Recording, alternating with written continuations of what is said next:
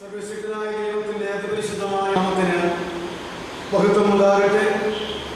സ്നേഹ ബഹുമാനാദരവുകളുള്ള എല്ലാ ദൈവദാസന്മാർക്കും എല്ലാ ദൈവമക്കൾക്കും ഉയർത്തെഴുന്നേറ്റ് ജീവിക്കുന്നവനായ യേശുക്രിസ്തുവിന്റെ നിസ്തുല്യ നാമത്തിൽ സ്നേഹവന്ദനം അർപ്പിക്കുന്നു.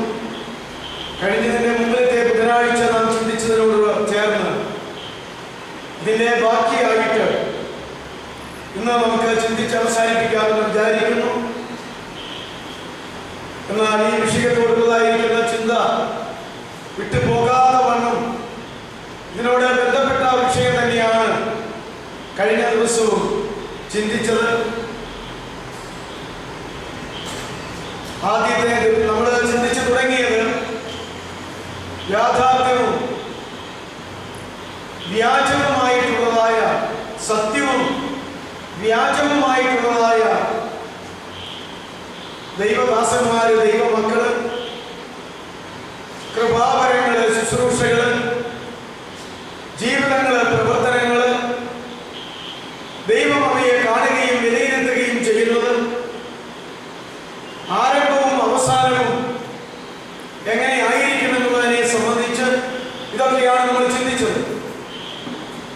നമ്മുടെ കർത്താവ് സ്വർഗരാജ്യത്തിന്റെ മർമ്മങ്ങളെ വെളിപ്പെടുത്തുവാൻ പറഞ്ഞ മത്തായിയുടെ സുവിശേഷം 13-ാം അധ്യായത്തിലുള്ള ഉപമകളിൽ ഗോതമ്പ് കളയും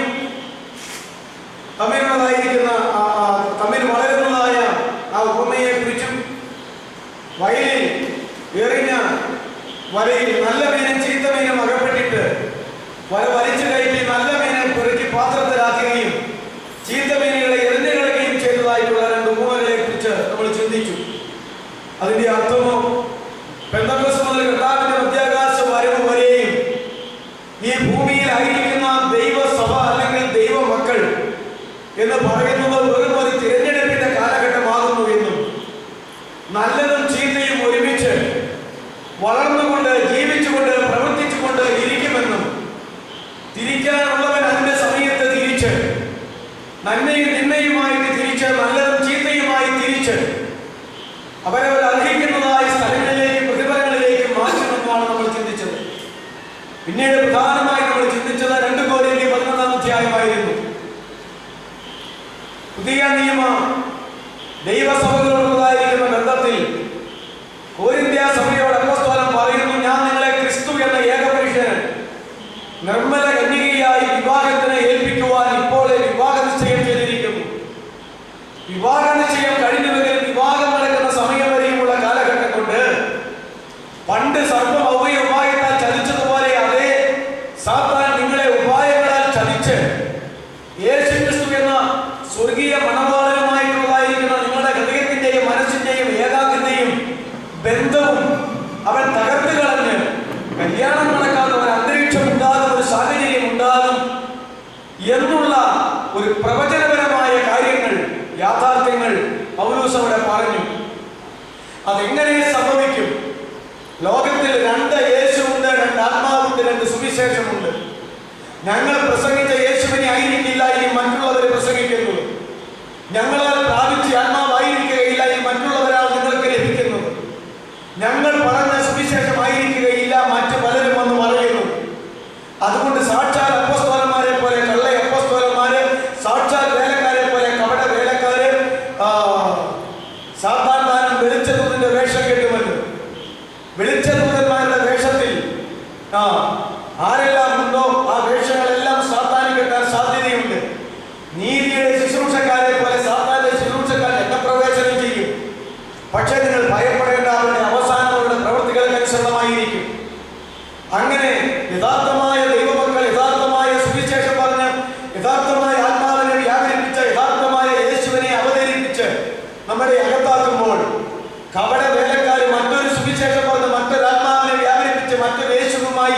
നമ്മളെ ബന്ധപ്പെടുത്തും.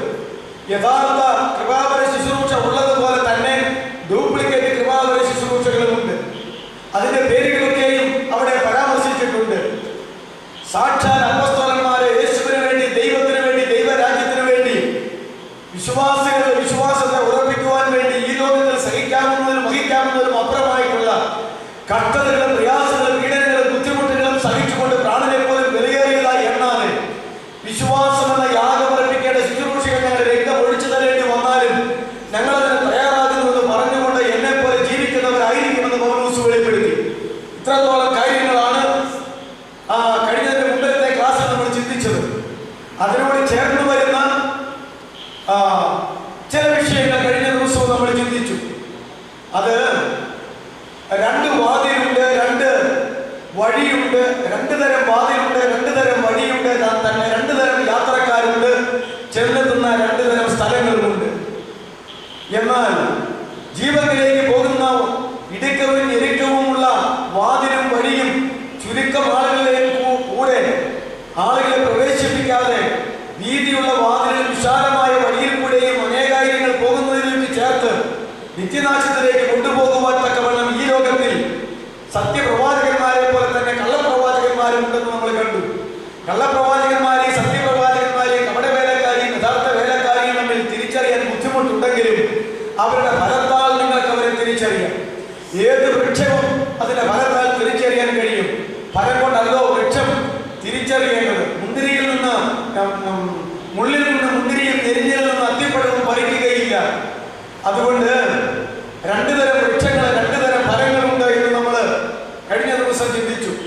എന്നിട്ട് നമ്മൾ പറഞ്ഞ് അവസാനിപ്പിച്ചത്, എന്നെ കർത്താവേ കർത്താവേ എന്ന് വിളിക്കുന്ന ഏവരുമല്ല എന്റെ പിതാവിന്റെ രാജ്യത്തിൽ കിടക്കുന്നത്, എന്റെ പിതാവിന്റെ ഇഷ്ടം ചെയ്യുന്നവർ മാത്രമാണ് എന്റെ രാജ്യത്തിൽ കിടക്കുന്നത്.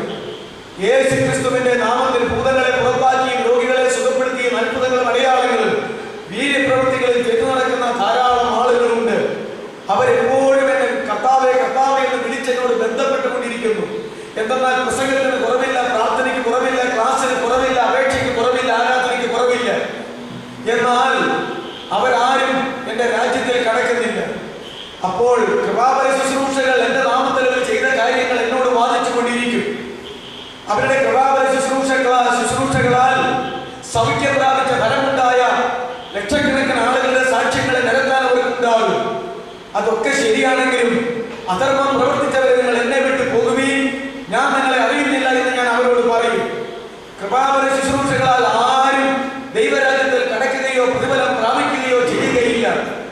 ജീവിതത്തെ വിശുദ്ധിയിൽ നിലനിർത്തിക്കൊണ്ട് യേശു ജീവിച്ചതുപോലെ ജീവിച്ചെങ്കിൽ മാത്രമേ നമ്മുടെ ആത്മാന്തരീക്ഷ പൂർത്തീകരിക്കപ്പെടുവാനും പ്രതിഫലങ്ങൾ പ്രാപിപ്പാനും നിത്യതയിൽ കർത്താവിനോടുകൂടെ വാഴുവാനും സാധ്യമാകുകയുള്ളൂ എന്ന് നമ്മൾ പറഞ്ഞ് അവസാനിപ്പിച്ചു.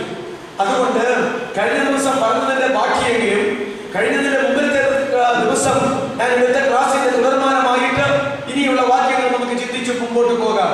മത്തായിയുടെ സുവിശേഷം 7-ാം അധ്യായത്തിന്റെ 24-ാമത്തെ വാക്യം മുതലാണ് ഇന്ന് ചിന്തിക്കുന്നത്. അപ്പോൾ അത് കഴിഞ്ഞ ദിവസം ചിന്തിച്ചതിന്റെ ബാക്കിയും ആദ്യത്തെ ക്ലാസിന്റെ ബാക്കിയുമായിട്ട് വരും.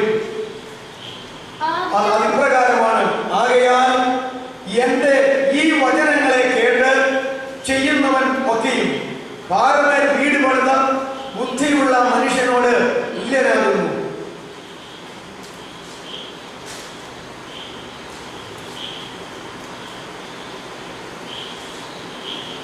ഇനി ഞാൻ വിഷയത്തോടുള്ള ബന്ധത്തിൽ 26-ാമത്തെ വാക്യം വായിക്കട്ടെ.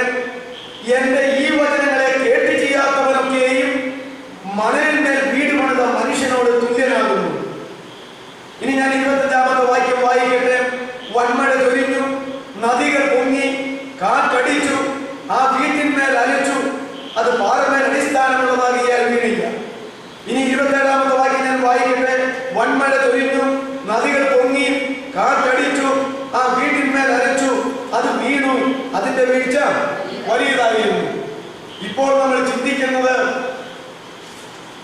ഗിരിപ്രഭാഷണമാകുന്ന ക്രിസ്തീയ ജീവിതത്തിന്റെ അടിസ്ഥാന പ്രമാണങ്ങളാകുന്ന ദൈവരാജ്യത്തിന്റെ ഭരണഘടനകളാകുന്ന കാനോനാകുന്ന നിയമമാകുന്ന ഈ ഗിരിപ്രഭാഷണ വചനങ്ങൾ കേൾക്കുകയും അനുസരിച്ച് ജീവിതത്തെ ക്രമപ്പെടുത്തുകയും ചെയ്യുന്നവർ ഏതിനോട് തുല്യമാകുന്നു എന്ന് ഞാൻ കാണിച്ചു തരാം. ഈ ലോകത്തിൽ നല്ല വീട് പണിയുന്ന, ബലവത്തായ വീട് പണിയുന്ന ഏതോ ഒരു മനുഷ്യനും മണലിന്മേലത് പണിയുകയില്ല. എവിടെ പണിയാൻ പ്ലാനിട്ടാലും അതിന്റെ വാനം താത്തിയിട്ട് ഉറപ്പുള്ള മണ്ണോ ഉറപ്പുള്ള കല്ലോ പാതയോ കാണുന്നിടം വരെ അത് താത്തിയിട്ട് അവിടുന്ന് ആ വീടിന് അടിസ്ഥാനമിട്ട് തറകെട്ടി ഭിത്തി കെട്ടി എത്ര നിലകൾ പണിയുവാൻ പ്ലാനും പദ്ധതിയും എസ്റ്റിമേറ്റും എല്ലാം ഉണ്ടോ അതനുസരിച്ച് വീട് പണിയുന്നു. അതാണ് ബുദ്ധിമാനായ മനുഷ്യൻ ചെയ്യുന്ന കാര്യം. എന്നാൽ ബുദ്ധിഹീനനായ മനുഷ്യൻ ചുമ്മാ മണലിന്മേൽ അതുപോലെ തന്നെയുള്ള ഒരു വീട് പണിയും. എന്തുകൊണ്ട്? അവൻ ഇങ്ങനെ പണിയുന്നതാണ് ഇഷ്ടം. അങ്ങനെ ബുദ്ധിമാനായ മനുഷ്യൻ ഇപ്രകാരം വീട് പണിതു, ബുദ്ധിശൂന്യനായ മനുഷ്യൻ ഇപ്രകാരം മണ്ണിന് മുകളിൽ അല്ലെങ്കിൽ മണലിന്മേൽ വീട് പണിതു. രണ്ട് വീടും മനുഷ്യന്റെ കാഴ്ചയിൽ അടിസ്ഥാനത്തിന് മുകളിൽ ഒരുപോലെ ഇരിക്കുന്നു. എങ്കിൽ മാത്രമേ നമുക്ക് ഈ യാഥാർത്ഥ്യം മനസ്സിലാക്കാൻ പറ്റത്തുള്ളൂ. 50 ലക്ഷം രൂപ പോകട്ടെ, 1 കോടി രൂപയുടെ 2 വീടുകൾ എന്ന് സങ്കല്പിക്കുക. 2 വീടും ഒരേ എഞ്ചിനീയർ പ്ലാൻ എടുത്ത് വരച്ച് എസ്റ്റിമേറ്റ് ഒക്കെ എടുത്ത് അദ്ദേഹം കൊടുത്തതാണ്. 1 കോടി രൂപ. 2 പേരും മോശനായ മനുഷ്യനും ബുദ്ധിയുള്ള മനുഷ്യനും ഈ ഒരേ എഞ്ചിനീയർ വരച്ച ഒരേപോലെ ഇരിക്കുന്ന ഒരേ മുടക്കുള്ള ഒരേ സൗകര്യങ്ങളുള്ള ഒരു ഇരട്ട പോലെ തോന്നുന്ന ആ വീടുകൾ പണിയുകയാണ്. എന്നാൽ ബുദ്ധിയുള്ള മനുഷ്യൻ അതിന് തക്കവണ്ണം അടിസ്ഥാനമിട്ട് പണിതു. ബുദ്ധിഹീനനായ മനുഷ്യൻ അതിന് തക്കവണ്ണം അടിസ്ഥാനമിടാതെ അതുപോലെ തന്നെ പണിതു. ഒന്ന് പാറമേലും ഒന്ന് മണലിന്മേലും എന്ന് കർത്താവ് പറഞ്ഞു. വീട് പണിയെല്ലാം കഴിഞ്ഞ് അതിന്റെ പ്രതിഷ്ഠാന്റെ ഉദ്ഘാടനം നടത്തുന്ന ദിവസം തന്നെ സങ്കല്പിക്കുക. 2 പേർക്ക് ക്ഷണിക്കാവുന്ന ആളുകളെ മുഴുവൻ ക്ഷണിച്ചു വരുത്തിയ ഒരു ഉത്സവം പോലെ 2ന്റെയും പരിപാടികൾ നടത്തിയവർ കയറിക്കൂടി. ആ വീട് പോലെ ഇത്, ഈ വീട് പോലെ അത്. ഈ ആളുകൾ അങ്ങേ വീട്ടിലും ഇങ്ങേ വീട്ടിലും പോയെന്ന് വിചാരിക്കുക. 2 വീടും ഒരേ സമയത്ത് അതിന്റെ ഈ പ്രതിഷ്ഠോത്സവം നടക്കുകയാണ്. അപ്പോ അവരവരുടെ വീട്ടിൽ ക്ഷണിച്ചവർ അവരവരുടെ സദ്യ നടത്തി ഭക്ഷിച്ചുവെങ്കിലും 2 ഒരുപാട് ഇരിക്കുന്ന ഒരു കോമ്പൗണ്ടിന് അപ്പുറത്തും ഇപ്പുറത്തും. ഒന്ന് കാണുന്നതിന് എന്താ കുഴപ്പത്തിരിക്കുന്നത്? അപ്പൊ പറഞ്ഞു ഒരേ എഞ്ചിനീയർ ഒരേ പ്ലാൻ ഒക്കെയാണ്. എന്നിട്ട് പാറമേൽ പണിത വീടിന്റെ മനുഷ്യനോട് ചോദിച്ചു, എന്നാ ഈ മുടക്ക്? 1 കോടി രൂപയായി. 1 കോടി രൂപ എന്ന് പറഞ്ഞാൽ എനിക്ക് അല്പം കൂടെ കൂടുതലായി. ഇപ്പുറത്ത് വന്ന് ചോദിച്ചപ്പോ പറഞ്ഞു, എനിക്ക് ഒരു 75 ലക്ഷം, അതായത് 3/4 കോടി അത്രയായിട്ടുള്ളൂ. അപ്പൊ അവർക്ക് തോന്നി, അവിടെ 1 കോടി പണിതപ്പോൾ ഇവിടെ ഇങ്ങനെ 3/4 കോടിക്കാതെ നിൽക്കുന്നത്. അതേ, പണിയാൻ പണി. അതൊക്കെ അതിനൊക്കെ ഉണ്ട്. ഒരു നമ്മുടെ ഭാഷ ടെക്നിക്കാണ്. കാശ് മുടക്കാൻ നോക്കിയാൽ ചിലപ്പോൾ അങ്ങനെയൊക്കെ മുടക്കും. അപ്പൊ എല്ലാവരും പറഞ്ഞു മിടുക്കൻ, മനാണ് ബുദ്ധിമാൻ. കാരണം അതേ സൗകര്യമുള്ള അതുപോലെയുള്ള വീട് ഒരേ എഞ്ചിനീയറുടെ അത് 1 കോടി മുടക്കി അവിടെ പണിതപ്പോൾ ഈ മനുഷ്യനോ 3/4 കോടി മുടക്കി പണിതു. പിന്നെ പലരും ഇതുപോലെ പണിയാനായിട്ട് ഇദ്ദേഹത്തെ ബന്ധപ്പെട്ടിരിക്കുന്നത്. എന്താ സംഭവം? 25 ലക്ഷം രൂപ മറ്റേ വീടിന്റെ എവിടെ പോയി? തറയ്ക്ക് താഴെ മണ്ണിനടിയിൽ പോയി. ഇവിടെ അത് പോകാതെ ഒരടി മണ്ണ് മാറ്റി വെച്ച് ഇതുപോലെ പണിതു. വേനൽക്കാലത്താണല്ലോ പണിതത്. മഴ പെയ്ത് തുടങ്ങുന്നതിന് മുമ്പ് തന്നെ അവർ ഉദ്ഘാടനം നടന്നു. എന്നിട്ട് ഉടനെ വിറ്റേക്ക് പോവാ ഈ പുള്ളിയുടെ കുറിച്ച്. അത് പറയുന്നില്ല, ഞാൻ ഈ വീട് വിൽക്കാൻ പണിതതാണ്. അവനോ അതിനകത്ത് അവരുടെ തലമുറയായിട്ട് കിടക്കാൻ പണിതതാണ്. ഇന്നും അങ്ങനെയാണല്ലോ. വിൽക്കാനുള്ള വീടുകളും സ്വന്തമായി താമസിക്കാനുള്ള വീടിന്റെ പണികളും തമ്മിൽ ഒരു പിടി വ്യത്യാസമുണ്ട്. നിങ്ങൾക്ക് തന്നെ അറിയാം, ഈ മൂവാറ്റുപുഴ എനിക്ക് ഓർമ്മയുള്ള കാലത്ത് അപ്പുറത്തെ പാലമുണ്ട്. ഇത് അടുത്ത കാലത്ത് കെ ടി ജോർജ് എന്ന് പറഞ്ഞ ഒരു കോൺഗ്രസ് മന്ത്രി, അന്ന് എനിക്ക് തോന്നുന്നു ധനകാര്യമന്ത്രിയായി കേരളം ഭരിച്ചപ്പോൾ അന്ന് അദ്ദേഹം അറ്റാക്ക് കൊണ്ട് മരിച്ചു പോയെങ്കിൽ അന്ന് ഞാൻ പത്രത്തിൽ വായിച്ചു കൊടുക്കുന്നുണ്ട്. മൂവാറ്റുപുഴ സ്വന്തം നാട്, മൂവാറ്റുപുഴ പാലത്തിന്റെ ബഡ്ജറ്റിൽ വക വിളിച്ചിട്ട് അദ്ദേഹം മരിച്ചു പോയത്. അപ്പൊ അപ്പുറത്ത് അങ്ങനെ പണിത പാലമാണ് ഇപ്പുറത്തിരിക്കുന്നത്. എന്നാൽ എല്ലാവരും പറയുന്നുണ്ട് ഇത് പണ്ടുകാലത്ത് സായിപ്പന്മാർ പണിത പാലമാണെന്നോ. ഇതിന്റെ ബലം നിങ്ങൾ നോക്കിക്കൂ, ഇതിനേക്കാൾ 10 മടങ്ങ് ബലമായിരിക്കും മറ്റേ പാലം. അങ്ങനെ ആ പണ്ടുകാലത്ത് പണിത പാലങ്ങളെല്ലാം കാലടിയിൽ പെരിയാറിന്റെ അവിടെ പാലം പണിതിട്ടുണ്ട്. പോകാത്ത സ്ലാബും ഇല്ല, പൊഴിഞ്ഞ തുരുമ്പിച്ച് തീരാത്ത അതിന്റെ അഴികളുമില്ല. എന്ത് കഷ്ടമാണ്. നമ്മൾ പോകുന്ന വഴിക്ക് നോക്കിയാൽ അറിയാം. ഈ അടുത്ത കാലത്ത് പണിത പാലമാണ്. അപ്പോ പണികളൊക്കെ വളരെ ഭംഗിയാണെങ്കിലും പണ്ട് കാലത്ത് പണിയൊന്നും നല്ല ഈടുറ്റ പണിയാണ്. ഈ നാട്ടുകാർക്ക് അറിയില്ലായിരുന്നു ഇങ്ങനത്തെ ഒരു പാലം പണിയാവുന്നത്. എന്റെ കേട്ടറിവ്, ഇത് പണിത സാഹിത്യം മതാമയും കൂടെ ഉദ്ഘാടനം ചെയ്ത ദിവസം മുഴുവൻ അടിയിൽ വള്ളത്തേല് അതിന്റെ അടിയിൽ നടക്കില്ല. കാരണം ഉരുടിയാടി ചാവണയ്ക്ക് ഞങ്ങൾ കത്തോട്ടെ എന്ന് പറഞ്ഞു. ഈ നാട്ടുകാരെ ബോധ്യപ്പെടുത്താൻ വല്ലതും സംഭവിച്ചില്ല. റാന്നിയുടെ ഒരു പാലമുണ്ട്, അതിൽ പോകുന്നവർക്ക് കാണാം പഴയ പാലം. ഒരു തൂണിന്റെ 2 തൂണിന്റെ ഇട ഒടിഞ്ഞു തകർന്ന് താഴോട്ട് പോകും. തൂങ്ങിക്കിടന്നാണ് ആ കമ്പി അകത്ത് താഴോട്ട് പോകും. എന്നിട്ട് പിന്നെ സൈന്യങ്ങളെ കൊണ്ട് സൈന്യം വന്ന് വളരെ വേഗത്തിൽ യുദ്ധകാലാടിസ്ഥാനത്തിൽ പണിതു തീർത്ത പാലമാണ്. താൽക്കാലിക പാലമൊക്കെ ഉണ്ടാക്കി അങ്ങനെ ഞാൻ പറഞ്ഞത് 25 ലക്ഷം 1/4 കോടി രൂപ മണ്ണിന് താഴോട്ട് പോയി. അതെന്തിനാ പറയുന്നത്? കഴിഞ്ഞ ജൂണിൽ ഇതല്ല, ഞങ്ങളിവിടെ വന്ന് താമസം തുടങ്ങുന്നതിന് ശേഷം ഈ അടുത്ത കാലത്ത് പറഞ്ഞ ഇവിടെയുള്ള എനിക്കറിയില്ല ഒരു കമ്പത്തിന്റെ കെട്ടിടമാണെന്ന് പറഞ്ഞു. ഇവിടെ 3 നില കെട്ടിടം ഇവിടെ പണിതിരിക്കുന്നത്. അതിന് മുമ്പ് ഞങ്ങളിവിടെ വന്ന കാലം മുതൽ അവിടെ ഒരു ഹോട്ടൽ ഉണ്ടായിരുന്നു, വർക്ക്ഷോപ്പ് ഉണ്ടായിരുന്നു. അതുകൊണ്ട് വർക്ക്ഷോപ്പിൽ വണ്ടി അവിടെ കൊടുക്കുമായിരുന്നു. ഭക്ഷണം കഴിക്കാൻ ഇവിടെ ആകെപ്പാടെ അടുത്തുള്ളതായിരുന്നു. പിന്നീട് മാറിപ്പോയി.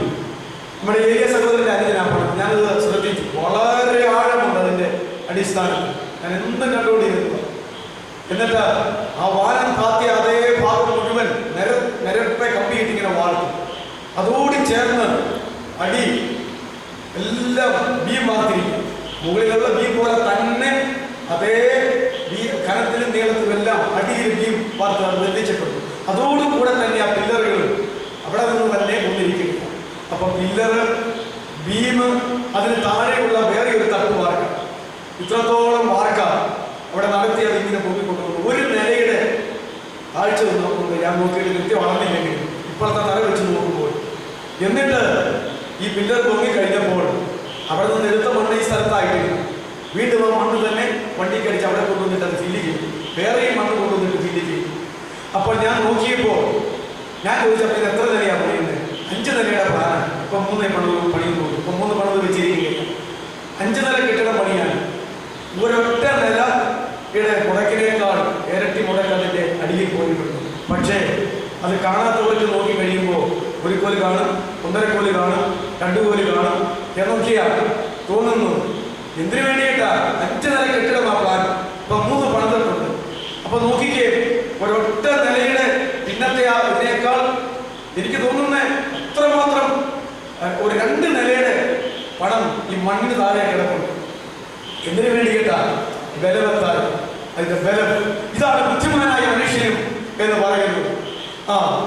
ഇങ്ങനെ പണിത് കഴിഞ്ഞ് ആ പരീക്ഷകൻ കർത്താവ് അങ്ങനെയാണല്ലോ ദൈവമക്കളെ ക്രിസ്തീയ ജീവിതത്തെ വെളിപ്പെടുത്തുവാൻ ഈ ഭൂമിയിൽ പണിയുന്ന 2 തരം പണിക്കാരെ കുറിച്ചും വീടുകളെ കുറിച്ചും ആണല്ലോ കർത്താവ് അന്നത്തെ ആളുകൾ പറഞ്ഞ് പഠിപ്പിച്ചത്. എല്ലാ കാലത്തേക്കുമുള്ള ഉപമാനങ്ങൾ തന്നെയാണ്. പരീക്ഷകാലം വന്നപ്പോൾ ഭയങ്കര പെരുമഴയും വെള്ളപ്പൊക്കവും തുടങ്ങി. ഭയങ്കര കൊടിയ കാറ്റ് 2 വീടിന്മേലും അടിച്ചു. ഒരുപോലെ കാറ്റ് 2 വീടിന്മേലും ഒരുപോലെ പെരുമഴ പെയ്യാനായിട്ട് തുടങ്ങി. കാറ്റ് അടിച്ചുകൊണ്ടേ ഇരിക്കുന്നു, പെരുമഴ പെയ്തുകൊണ്ടേ ഇരിക്കുന്നു. ഇത് മുഖാന്തരമായിട്ട് വെള്ളം പൊങ്ങിക്കൊണ്ടേ ഇരിക്കുന്നു. ആ വീടിന്റെ അവിടെ വെള്ളം ഇങ്ങനെ പൊങ്ങിക്കിടക്കുകയാണ്. നമ്മളിത് വാങ്ങിച്ചതിന് ശേഷം ഒരു പരീക്ഷക്കാലം ഭയങ്കര വെള്ളപ്പൊക്കം ഉണ്ടായപ്പോൾ ആ പുഴയിൽ നിന്ന് വെള്ളം കയറി ഇതിന്റെ മിറ്റം വരെ കയറിയത്. ചില തറയിലേക്ക് കയറിയില്ലെങ്കിൽ ഇതിന്റെ മിറ്റം വരെ കയറിയത് ഓർക്കുന്നു. അപ്പോഴാ ഓർക്കുന്നത് ഇങ്ങനെയൊരു ശരീരം ഇത്രയും ഉണ്ടല്ലോ എന്ന്. പിന്നെ കയറിയിട്ടില്ല. അപ്പോ ആ സ്ഥലത്തിനൊപ്പം നമ്മൾ ബുക്ക് ചെയ്താണ്. ഇപ്പൊ വെള്ളപ്പൊക്കം ഉണ്ടായി. ആ വെള്ളം പെട്ടെന്ന് കാറ്റ് നിന്നു, പക്ഷേ പെരുമഴ നിന്നു, പക്ഷെ വെള്ളം കുറയുന്നില്ല. അതങ്ങനെയാണല്ലോ. നോക്കിയുടെ ജലപ്രളയം നിന്നിട്ടും വെള്ളം കുറയാൻ എത്രയോ ദിവസം എടുത്തു. വർഷകാലത്തിൽ ഇതുപോലെ വെള്ളം കയറി കിടന്നത് കുറയാൻ ഇത്രത്തോളം ആയപ്പോഴത്തേക്കും കിടക്കും ആലപ്പടക്കം പൊട്ടിയിരുന്നു. ആഴത്തിൽ പണിയാത്ത അത് അതുപോലെ തന്നെ നിലം പൊട്ടിപ്പോയി. ഇതാണ് കർത്താവ് പറഞ്ഞിട്ടുള്ളതായിരിക്കുന്ന ആ കാര്യം. വൻമഴ ചൊരിഞ്ഞു. 2 വീടിന്റെ മേൽ അടിച്ചതായിരിക്കുന്ന പ്രതിരോധ ശക്തികൾ തകർക്കാൻ വന്ന ശക്തി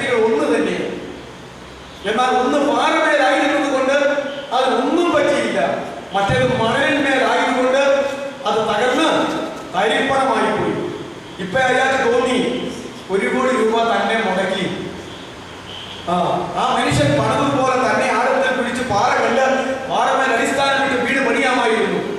ഇത് തന്നെ ക്രിസ്തീയ ജീവിതം. നമ്മൾ ആരും പറഞ്ഞതല്ല, കർത്താവായിരിക്കുന്ന യേശു. എന്നാൽ ഇത് ഭൗമികമായ മണ്ണിന്മേൽ പണിയുന്ന, പാറമേൽ പണിയുന്ന ഒരു ഭൗതിക ഭവനത്തെ ഉദാഹരണമായിട്ട് എടുത്തതാകുന്നുവെങ്കിലും അപ്രകാരമുള്ള വീടല്ലല്ലോ. എന്റെ ഈ വചനങ്ങളെ കേട്ട് ചെയ്യുന്നവൻ ഒക്കെ പാറമേൽ വീട് പണിത ബുദ്ധിമാനായ മനുഷ്യനോട് തുല്യം. കാറ്റടിച്ചു വന്മഴ നിന്ന് നദികൾ പൊങ്ങിയാൽ അത് വീട്ടിന്മേൽ അരച്ചു, പക്ഷെ അത് പാറമേൽ അടിസ്ഥാനമുള്ളതാകിയാൽ അത് വീടില്ല. എന്നാൽ എന്റെയും വചനങ്ങളെ കേട്ട് ചെയ്യാത്തവനൊക്കെയും മണലിന്മേൽ വീട് പണിത ബുദ്ധിമാനായ മനുഷ്യൻ, ബുദ്ധിശൂന്യനായ മനുഷ്യനോട് തുല്യം. വന്മഴ ചൊരിഞ്ഞു, കാറ്റടിച്ചു നദികൾ പൊങ്ങി, അത് വീട്ടിന്മേൽ അരച്ചു, അത് വീട് പോയി. അതിന്റെ വീഴ്ച വലിയതായിരുന്നു. എന്തായി പറഞ്ഞു വരുന്നത്? യേശു ക്രിസ്തുവാനുള്ള പാറമേൽ അടിസ്ഥാനമില്ലാത്ത ക്രിസ്തീയ ജീവിതം, യേശു ക്രിസ്തുവിന്റെ വചനങ്ങളാകുന്ന എല്ലാ വചനവുമല്ല, ഇവിടെ ഗിരിപ്രഭാഷണങ്ങളാകുന്ന വചനത്തിന്മേൽ അടിസ്ഥാനമിട്ട് ജീവിക്കാത്തതായ ക്രിസ്തീയ ജീവിതം, ആ ആത്മീയ സൗധം, ആ സ്വർഗീയ വീട്, ആ ക്രിസ്തീയ ഭവനമാകുന്ന ആ വീട്, അത് ഇതുപോലെ ആയിരിക്കും എന്ന് കർത്താവായിരിക്കുന്ന യേശു അനുവദിച്ചു. അതുകൊണ്ട് പ്രിയമുള്ളവരെ, ഇത് ഞാൻ പണ്ട് പറഞ്ഞിട്ടുണ്ട്. വേറൊരു ട്രേഡ് സെന്ററും പിന്നെ അമേരിക്കയിലെ അടുത്തത് പെന്റഗണും. നമുക്കറിയാമല്ലോ ആരാ വന്നത് തകർത്ത് കളഞ്ഞത്? ബിൻ ലാദന്റെ ആ സംഘത്തിന്റെ പേരാ. തീവ്രവാദികളല്ലോ ഇവരെന്താ പറയുന്നത്? അൽ ഖ്വയ്ദ എന്ന് പറഞ്ഞാൽ അത് അവരുടെ പേരാണല്ലോ. ഈ സംഘത്തിന്റെ പേര് അതല്ലേ, തീവ്രവാദികൾ. അവര് വന്ന് വിമാനം ഇടിച്ച് ഇന്ധനം നിർമ്മിച്ച് കത്തിച്ച് കളഞ്ഞത് നമുക്ക് മനസ്സിലായി. അമേരിക്ക എന്ത് പറയാനുണ്ട്? ലോകത്തിലെ ഏത് രാഷ്ട്രത്തിന്റെ പേരും ഒരു ഈച്ച അനങ്ങിയാൽ അവരവിടെ നിന്ന് കണ്ടുപിടിക്കുക. എപ്പോഴത്തേക്കും അവർ വിളിച്ചു പറയും, ഇത് ഞങ്ങൾക്ക് പണ്ടേ മനസ്സിലായതാ.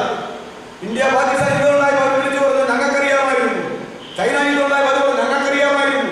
ലോകത്തിൽ എവിടെയും എന്തും കണ്ടുപിടിച്ചുകൊണ്ട് ഇരിക്കുകയാണ്. ഇത് മാത്രം കണ്ടുപിടിക്കാൻ കഴിഞ്ഞില്ല.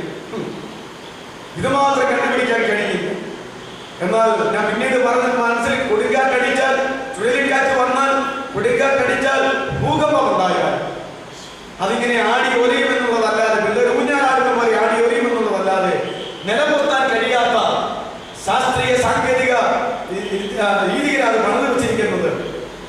അപ്പൊ അതുകൊണ്ട് അങ്ങനെ പോവില്ല എന്ന് മനസ്സിലായി അൽ ഖ്വയ്ദ മാർക്ക്. അതുകൊണ്ട് ഇത് കത്തിച്ചാലേ പോകുള്ളൂ മനസ്സിലായി. എങ്ങനെ കത്തിക്കാൻ കഴിയും? ഇങ്ങനെ അവർ കത്തിച്ചു. ആ കാര്യം അമേരിക്കക്കാർ ഓർത്തിച്ചു. അതിബുദ്ധിയുള്ള മന്മാൻ കിണറ്റിലെ മുട്ടകളുള്ള നാട്ടിൽ ചൊല്ലുന്നു.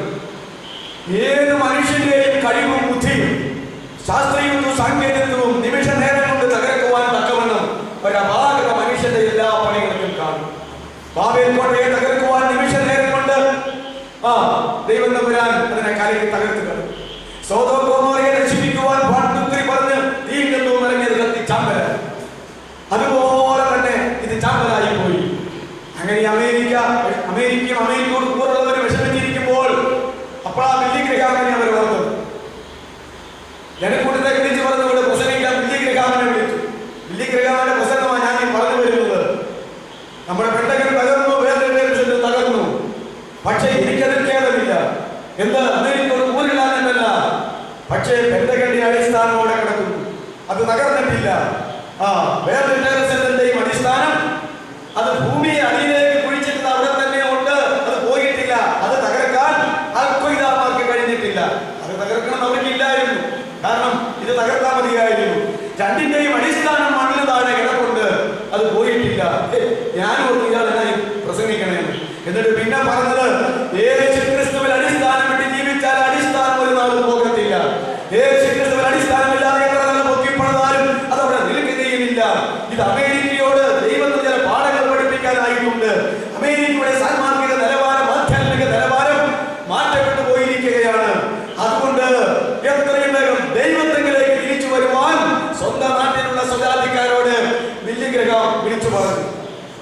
അതിനുശേഷം കുറെയെല്ലാം ദൈവബോധം അവർക്കുണ്ടായി. എന്നാലും എങ്ങനെയാണെന്ന് എനിക്കറിയത്തില്ല. ഈ ദൈവത്തോടുള്ള പ്രാർത്ഥന വരെ അമേരിക്കൻകാരുടെ ക്രിസ്ത്യൻ പള്ളിക്കൂടത്തിൽ നിന്നുള്ള എഴുത്തുകൾ, ഏത് മതത്തിന്റെ സ്കൂളുകളായാലും അവരുടെ പ്രാർത്ഥന അവിടെ നടത്താറുണ്ട്. ക്രിസ്ത്യാനികളെല്ലാം ഞാൻ പഠിച്ച കത്തോലിക്ക മാനേജ്മെന്റ് സ്കൂളുകളിലാണ് SLC വരെയും അവിടെയെല്ലാം ദേശീയഗാനം പാടുന്നതിനോടൊപ്പം തന്നെ അവരുടെ ഒരു പ്രാർത്ഥനയുമുണ്ട്. എല്ലാവരും എഴുന്നേറ്റ് നിൽക്കും. അത് ജനറൽ നിർബന്ധമൊന്നുമില്ല, പക്ഷേ അതിനെ ആദ്യം എഴുന്നേറ്റ് നിൽക്കണം. അപ്പോ അമേരിക്കക്കാർ ദൈവമേ എന്നുള്ളതല്ല, അങ്ങനെയുള്ളതെല്ലാം സ്കൂളിൽ എടുത്തു കളഞ്ഞു. പിന്നെ പള്ളിക്കൂടത്തിൽ പ്രാർത്ഥന തുടങ്ങിയതാണ് നോക്കിയേ അമേരിക്കയിൽ. ഞാൻ പറഞ്ഞത് അടിസ്ഥാനം അവിടെ ഉണ്ട് എന്ന് പറഞ്ഞവരെ ആശ്വസിപ്പിച്ചു. അവർക്ക് ആശ്വാസം, ദൈവമക്കൾക്കല്ലാതെ ആർക്ക് ആശ്വാസം ഉൾക്കൊള്ളാനായിട്ട് കഴിയും. ഞാൻ ഈ പറഞ്ഞു വരുന്നത്, പ്രിയമുള്ളവരെ, ദൈവത്തിന്റെ വചനം, പ്രത്യേകിച്ച് ഗിരിപ്രഭാഷണം എന്ന് പറയുന്ന ക്രിസ്തീയ ജീവിതത്തിന്റെ അടിസ്ഥാനം, അതങ്ങനെ തന്നെയാണ് പണിയേണ്ടത്. വലിയ നഷ്ടം എനിക്ക് നിങ്ങൾക്കും സംഭവിക്കും. എന്റെയും നിങ്ങളുടെയും ക്രിസ്തീയ ജീവിതം യേശു ക്രിസ്തു എന്ന പാറമേൽ അല്ലെങ്കിൽ അവന്റെ വചനമാകുന്ന പാറമേൽ അല്ലെങ്കിൽ പ്രത്യേകിച്ച് ഗിരിപ്രഭാഷണമാകുന്ന ക്രിസ്തീയ ജീവിതത്തിന്റെ അടിസ്ഥാന പ്രമാണത്തിന്മേലും ക്രിസ്തുവിന്മേലും അല്ലെങ്കിൽ വലിയ നഷ്ടം ഇഹത്തിലും പരത്തിലും നാം അനുഭവിക്കേണ്ടതായിട്ടുണ്ട്. അതുകൊണ്ട് പ്രതിരോധ ശക്തികൾ വന്ന് തകർത്ത് കളയാതിരിക്കാൻ ഇപ്രകാരമായിരിക്കണം. ഞാനൊരു 3 കൊല്ലത്തിനപ്പുറത്ത് ആണെന്ന് തോന്നുന്നു, ഇത് ചെറുപ്പം മുതൽ പഠിച്ചതാണല്ലോ ഈ പ്രഭാഷണം. 2 വീടിന്മേലും അടിച്ചു തകർത്ത ശക്തികൾ, നശിപ്പിക്കാൻ വന്ന ശക്തികൾ ഒന്ന് തന്നെയാണ്. കാറ്റ്, വെള്ളം, മഴ. അതെ, കാറ്റ്, മഴ, വെള്ളം, ഇത് തന്നെയാണ്. അപ്പോ 2ന്റെ മേലും അത് ഒരുപോലെ വന്നു.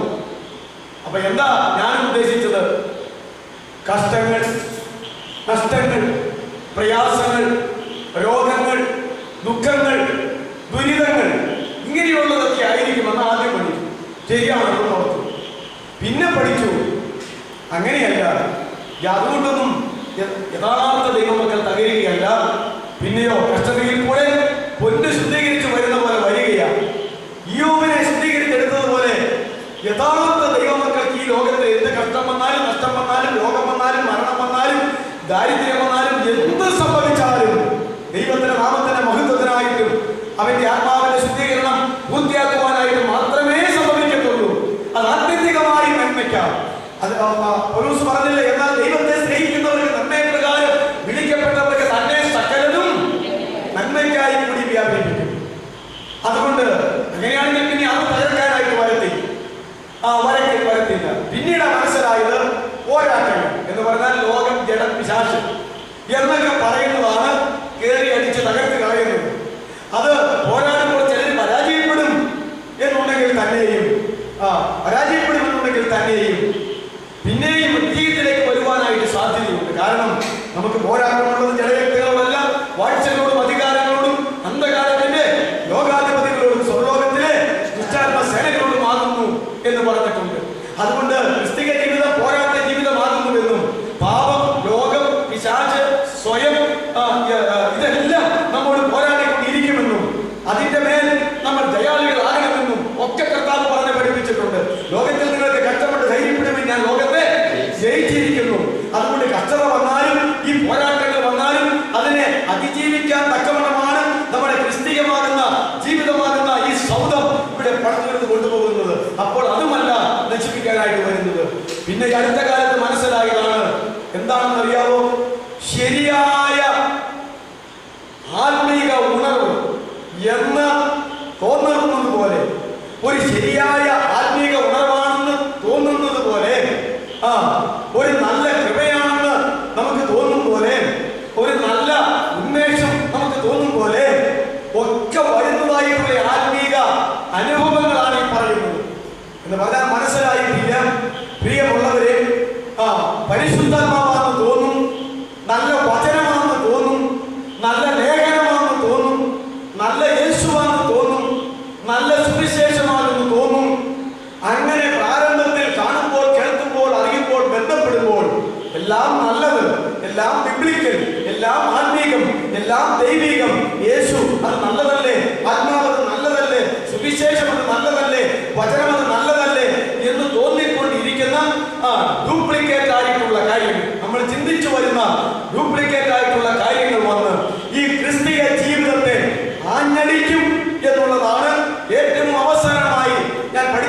എന്നുള്ളതായിട്ടുള്ള ഇതിന്റെ വ്യാഖ്യാനം. അതാണ് ഏറ്റവും ശരിയായിട്ടുള്ള കാര്യമെന്ന് എനിക്ക് ബോധ്യപ്പെട്ട് ഞാനത് അംഗീകരിക്കുന്നു. കാരണം അതിലൂടെയാണ് ഈ അന്ത്യകാലത്ത് ക്രിസ്തീയ ജീവിതത്തെ തകർത്ത് കളവാനായിട്ട് ഇടയാവുകയുള്ളൂ. കാരണം ഇനി നമുക്ക് വീട് ഈ ഭൂമിയിലെ വീടല്ലല്ലോ, ഇതുപോലെയുള്ള കല്ലും മരവും കോൺക്രീറ്റും കൊണ്ടുള്ള വീടല്ലല്ലോ. ക്രിസ്തീയ ജീവിതമാകുന്ന വീടാണല്ലോ, ക്രിസ്തീയ ജീവിതമാകുന്ന ആത്മീയ ജീവിതമാകുന്ന വീടാണല്ലോ. അങ്ങനെയാണെങ്കിൽ ആത്മീയ ജീവിതമാകുന്ന ഈ ലോകത്തിലെ കാറ്റോ, ഈ ലോകത്തിലെ മഴയോ, ഈ ലോകത്തിലെ വെള്ളപ്പൊക്കം കൊണ്ട് ഇത് തകർക്കാൻ പറ്റുമോ? അത് തകർക്കാനായിട്ട് പറ്റത്തില്ല. അത് ഇവിടുത്തെ കാര്യം തകർക്കാൻ പറ്റത്തുള്ളൂ. അങ്ങനെയാണെങ്കിൽ ഈ ഉപമാനത്തിലൂടെ വെള്ളം എന്ന് പറഞ്ഞതിന്റെ ആത്മീക അർത്ഥം എന്താണ്? കാറ്റ് എന്ന് പറഞ്ഞതിന്റെ ആത്മീക അർത്ഥം എന്താണ്? മഴ എന്ന് പറഞ്ഞതിന്റെ ആത്മീകമായ അർത്ഥം എന്താണ് എന്ന് ഇതേ ക്ലാസ്സിൽ ഏതോ വിഷയത്തോടുള്ള ബന്ധത്തിൽ അത് ചിന്തിച്ചിട്ടുണ്ട്. ആവർത്തന പുസ്തകം 32-ാം അധ്യായം 2-ാമത്തെ വാക്യം ഒരാൾ എടുത്ത് വായിച്ചാട്ടെ.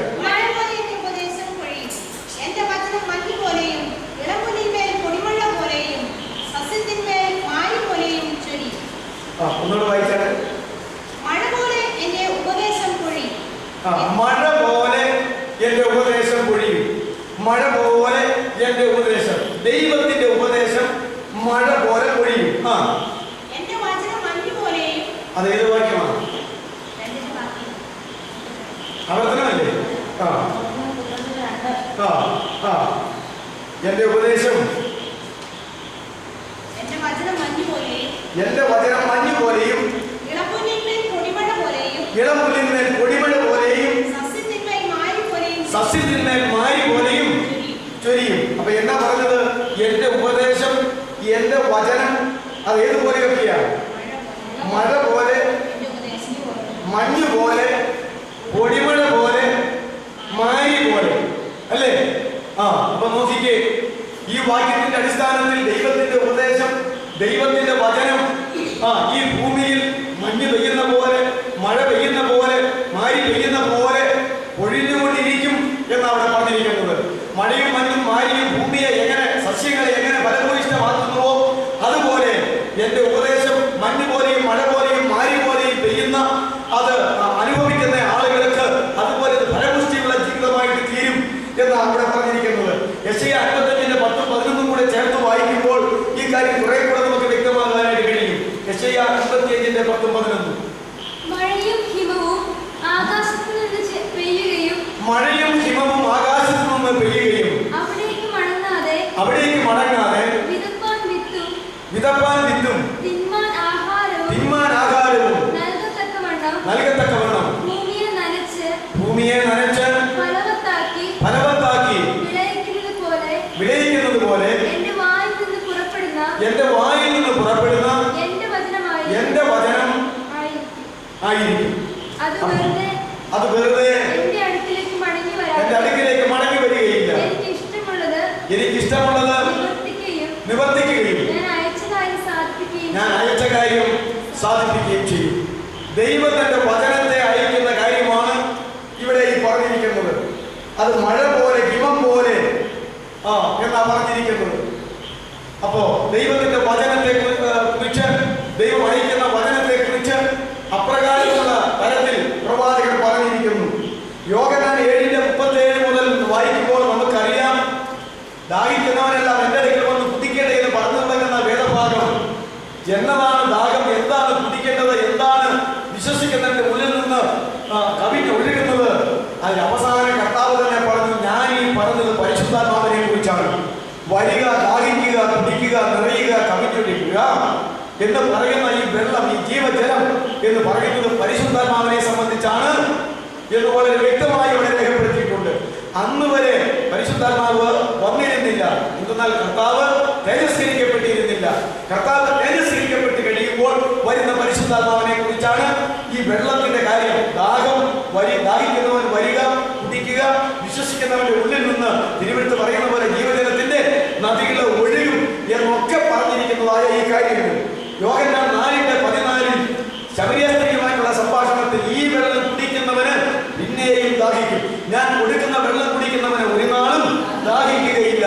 ആ വെള്ളം സുവിശേഷമാണ്, ആ വെള്ളം വചനമാണ്, ആ വെള്ളം പരിശുദ്ധാത്മാവാണ്. വെള്ളത്തിന് എന്തെല്ലാം അർത്ഥമുണ്ടോ അതെല്ലാം ഉദ്ദേശിച്ചാണ് അവിടെ ശമരിയക്കാരി സ്ത്രീയോട് കർത്താവ് സംസാരിക്കുന്നത്. യോഹന്നാൻ 3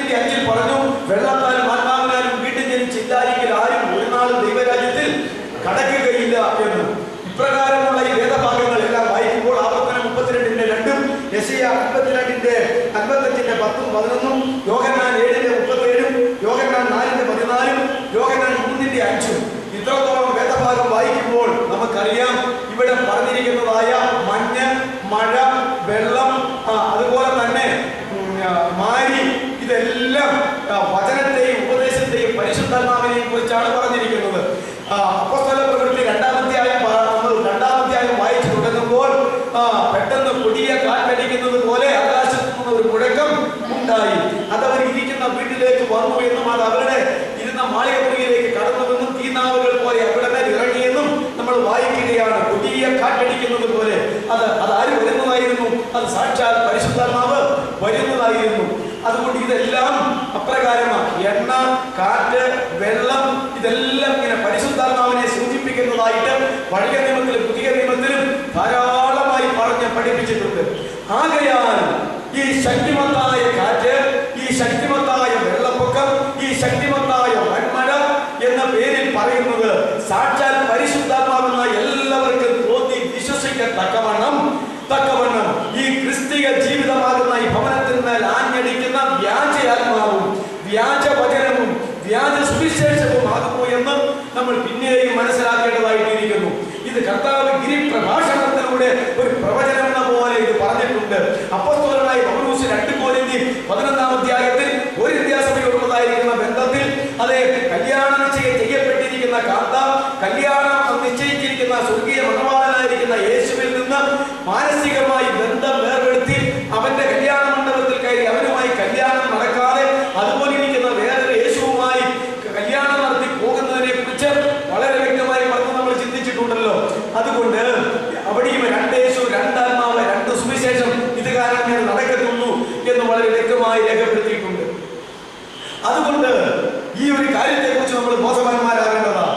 ക്രിസ്തീയ ജീവിതമാകുന്ന യേശു ക്രിസ്തുവാകുന്ന പാറമേൽ, അവന്റെ ഗിരിപ്രഭാഷണമാകുന്ന അവന്റെ വചനത്തിന്മേൽ, അവന്റെ സകല വചനവുമാകുന്ന പാറമേൽ അടിസ്ഥാനമിട്ട് മേലോട്ട് പണിതു വരാത്ത സകലരുടെയും ക്രിസ്തീയ ജീവിതം തകർന്നു പോകുന്നത് സാധാരണ ഒന്ന് തകർക്കുകയല്ല, പിന്നെയോ അതിന്റെ അദൃശ്യ ശക്തിയാണ് നമ്മുടെ കാഴ്ചയിൽ, നമ്മുടെ കേൾവിയിൽ, നമ്മുടെ അനുഭവത്തിൽ, നമ്മുടെ തോന്നലിൽ, നമ്മുടെ ചിന്താഗതിയിൽ യഥാർത്ഥമായ പരിശുദ്ധാത്മാവും യഥാർത്ഥമായ വചനവും യഥാർത്ഥമായ സുവിശേഷവും ആകുന്നുവെന്ന് തോന്നിയിട്ട് വലിയ കൃപയും വലിയ ആത്മീയ ഉണർവും എന്ന പോലെയുള്ള അനുഭവം നമുക്ക് ഉണ്ടായി നാം അറിയാതെ അതിൽ പെട്ട് അങ്ങനെ നമ്മൾ മുമ്പോട്ട് പോകുമ്പോൾ നമ്മുടെ ക്രിസ്തീയ ജീവിതം തകർന്ന് ചരിപ്പണമായി പോകും എന്നുള്ളത് നമ്മൾ മനസ്സിലാക്കേണ്ടതാണ്.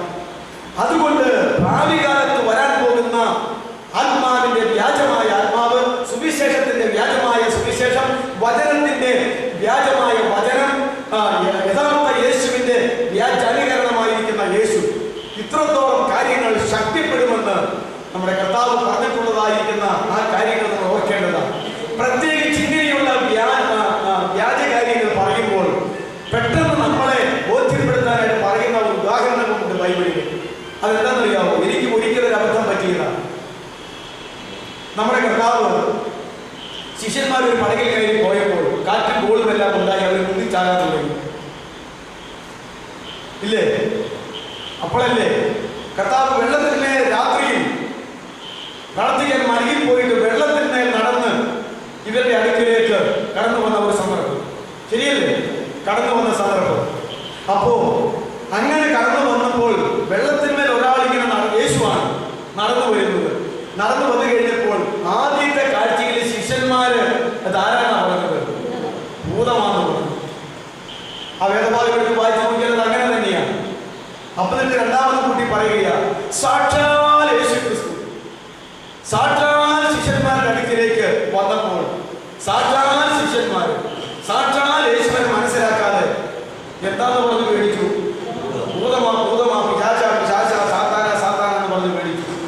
അതുപോലെ ഇപ്പോൾ ഈ കാണുന്ന ഉണർവ് സാക്ഷാൽ പരിശുദ്ധാത്മാവ. പക്ഷെ ഇതിനകത്ത് കുറെ ആളുകൾ പിശാച ഭൂത സാത്താന ചീത്തവചന ചീത്തയാത്മാവെന്നൊക്കെ പറഞ്ഞിപ്പോ എതിർത്തുകൊണ്ടിരിക്കുകയാ എന്നൊക്കെ പറഞ്ഞു കഴിയുമ്പോൾ ആ ഉദാഹരണം അഞ്ചിട്ടായിട്ട് അംഗീകരിക്കുകയാണ്. എന്റെ ജീവിതത്തിൽ ഓരോ പദ്ധതിക്ക് പറ്റിയിട്ടുണ്ട്.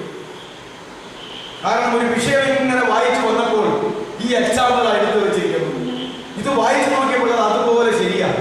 എടാ സാക്ഷാൽ യേശു വന്നിട്ടും ശിഷ്യന്മാർക്ക് അത് മനസ്സിലാകാതെ ഭൂതമാണെന്ന് പറഞ്ഞ് പേടിച്ച് നിലവിളിച്ചു. പിന്നെ കർത്താവ് വന്നു കഴിഞ്ഞ് ചേട്ടാ ഭൂതം ഇങ്ങനെയാണോ ഇരിക്കുന്നത്, ഇവിടെ പിടിച്ചു നോക്ക്, തൊട്ടു നോക്ക്, ഈ അസ്ഥിക മാംസമൊക്കെ ഭൂതത്തിനുണ്ടോ എന്താ എന്നൊക്കെ ചോദിച്ച് താൻ ഭൂതമല്ല യേശുവാണെന്ന് തന്നെ വെളിപ്പെടുത്തി. ഇത് നിങ്ങളിപ്പോൾ അംഗീകരിക്കുക, ഏറ്റെടുക്കുക, അപ്പൊ നിങ്ങൾക്ക് അങ്ങനെയാകും, കുറച്ച് കഴിയുമ്പോൾ ഞാനീ പറഞ്ഞ് ശരിയാതെ മനസ്സിലാകും എന്നൊക്കെ പറഞ്ഞിട്ട് ഈ ആളിന് പോവുകയും ചെയ്യും. പിന്നെ കാണുന്നത് എന്നാൽ എനിക്കറിയത്തില്ല.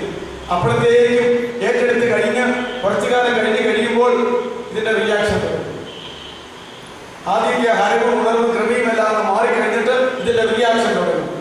പിന്നെ സംഭവിക്കാനായിട്ട് പോകുന്ന കാര്യങ്ങൾ എന്താ?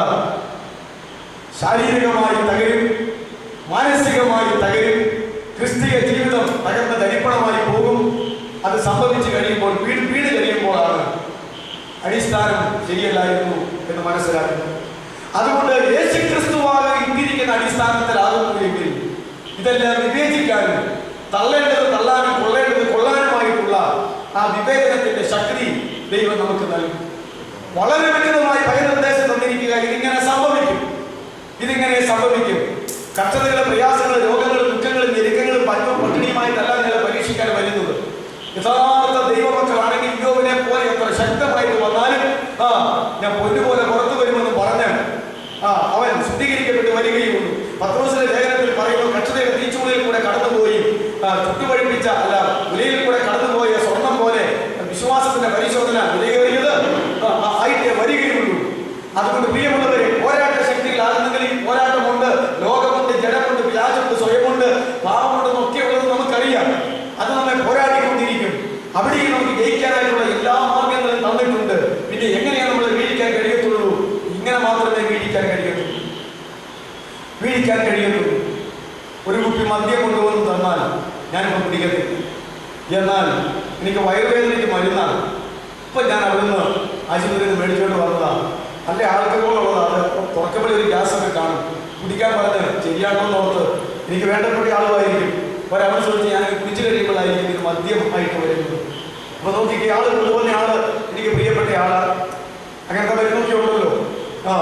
നല്ല ഹോമിയോ മരുന്ന് കഴിച്ചു നോക്കി നല്ല ഇതാ എന്ന് പറഞ്ഞ പോലെ ഒക്കെയുള്ള എനിക്കൊരിക്കലും ഡോക്ടർ പറഞ്ഞത് കാർമിസിൻ എന്ന് പറഞ്ഞ ഒരു മരുന്നും ഗ്യാസിന്, ദഹനത്തിന്, വായുവിന്റെ സുഖത്തിന്, വിശപ്പുണ്ടാകാനൊക്കെ നല്ലതാണ് കാർമിസിൻ. അത് എന്താ പറയുന്നത്, നല്ല ഒരു വീര്യമുള്ള ഒരു ഇതാ. അതൊക്കെ കുടിച്ചു കഴിഞ്ഞാൽ ഒരിക്കലും ഫ്രിഡ്ജിലെങ്ങാണ്ട് ഇന്ന് ഭക്ഷണം കഴിച്ചിട്ട് ബുദ്ധിമുട്ടുണ്ടായി. ഞാൻ ഡോക്ടറെ അടുത്ത് ചെന്ന് കഴിഞ്ഞപ്പോൾ ഗ്യാസിന്റെ മരുന്നും ഇതും കൂടെ രണ്ടും കൂടെ മിക്സ് ചെയ്ത് കഴിച്ചോളാം. അപ്പൊ അത് വളരെ നല്ലതാണ്. കഴിക്കുമ്പോഴേ കൂടി കത്തി എനിക്കിപ്പോൾ ഭയങ്കര സോഡയൊക്കെ കുടിക്കുന്ന പോലെ അതിനേക്കാൾ വളരെ വളരെ ആൾ പെട്ടെന്ന് ഫ്രീ ആകും. ഒരിക്കലും ഞാനൊരു പള്ളിയിൽ കഷായപ്പാട് നടത്തിക്കൊണ്ടിരുന്നപ്പോൾ എന്നെ ഒച്ച അടഞ്ഞു എനിക്ക് ജലദോഷം പിടിച്ചു. ഞാൻ 2 ദിവസം മരുന്ന് തരാം, അച്ഛനെ കുടിക്കാമെന്ന് ചോദിച്ചു. മരുന്നാണെങ്കിൽ കുടിക്കാം എന്ന് പറഞ്ഞാൽ എൻ്റെ ഒരു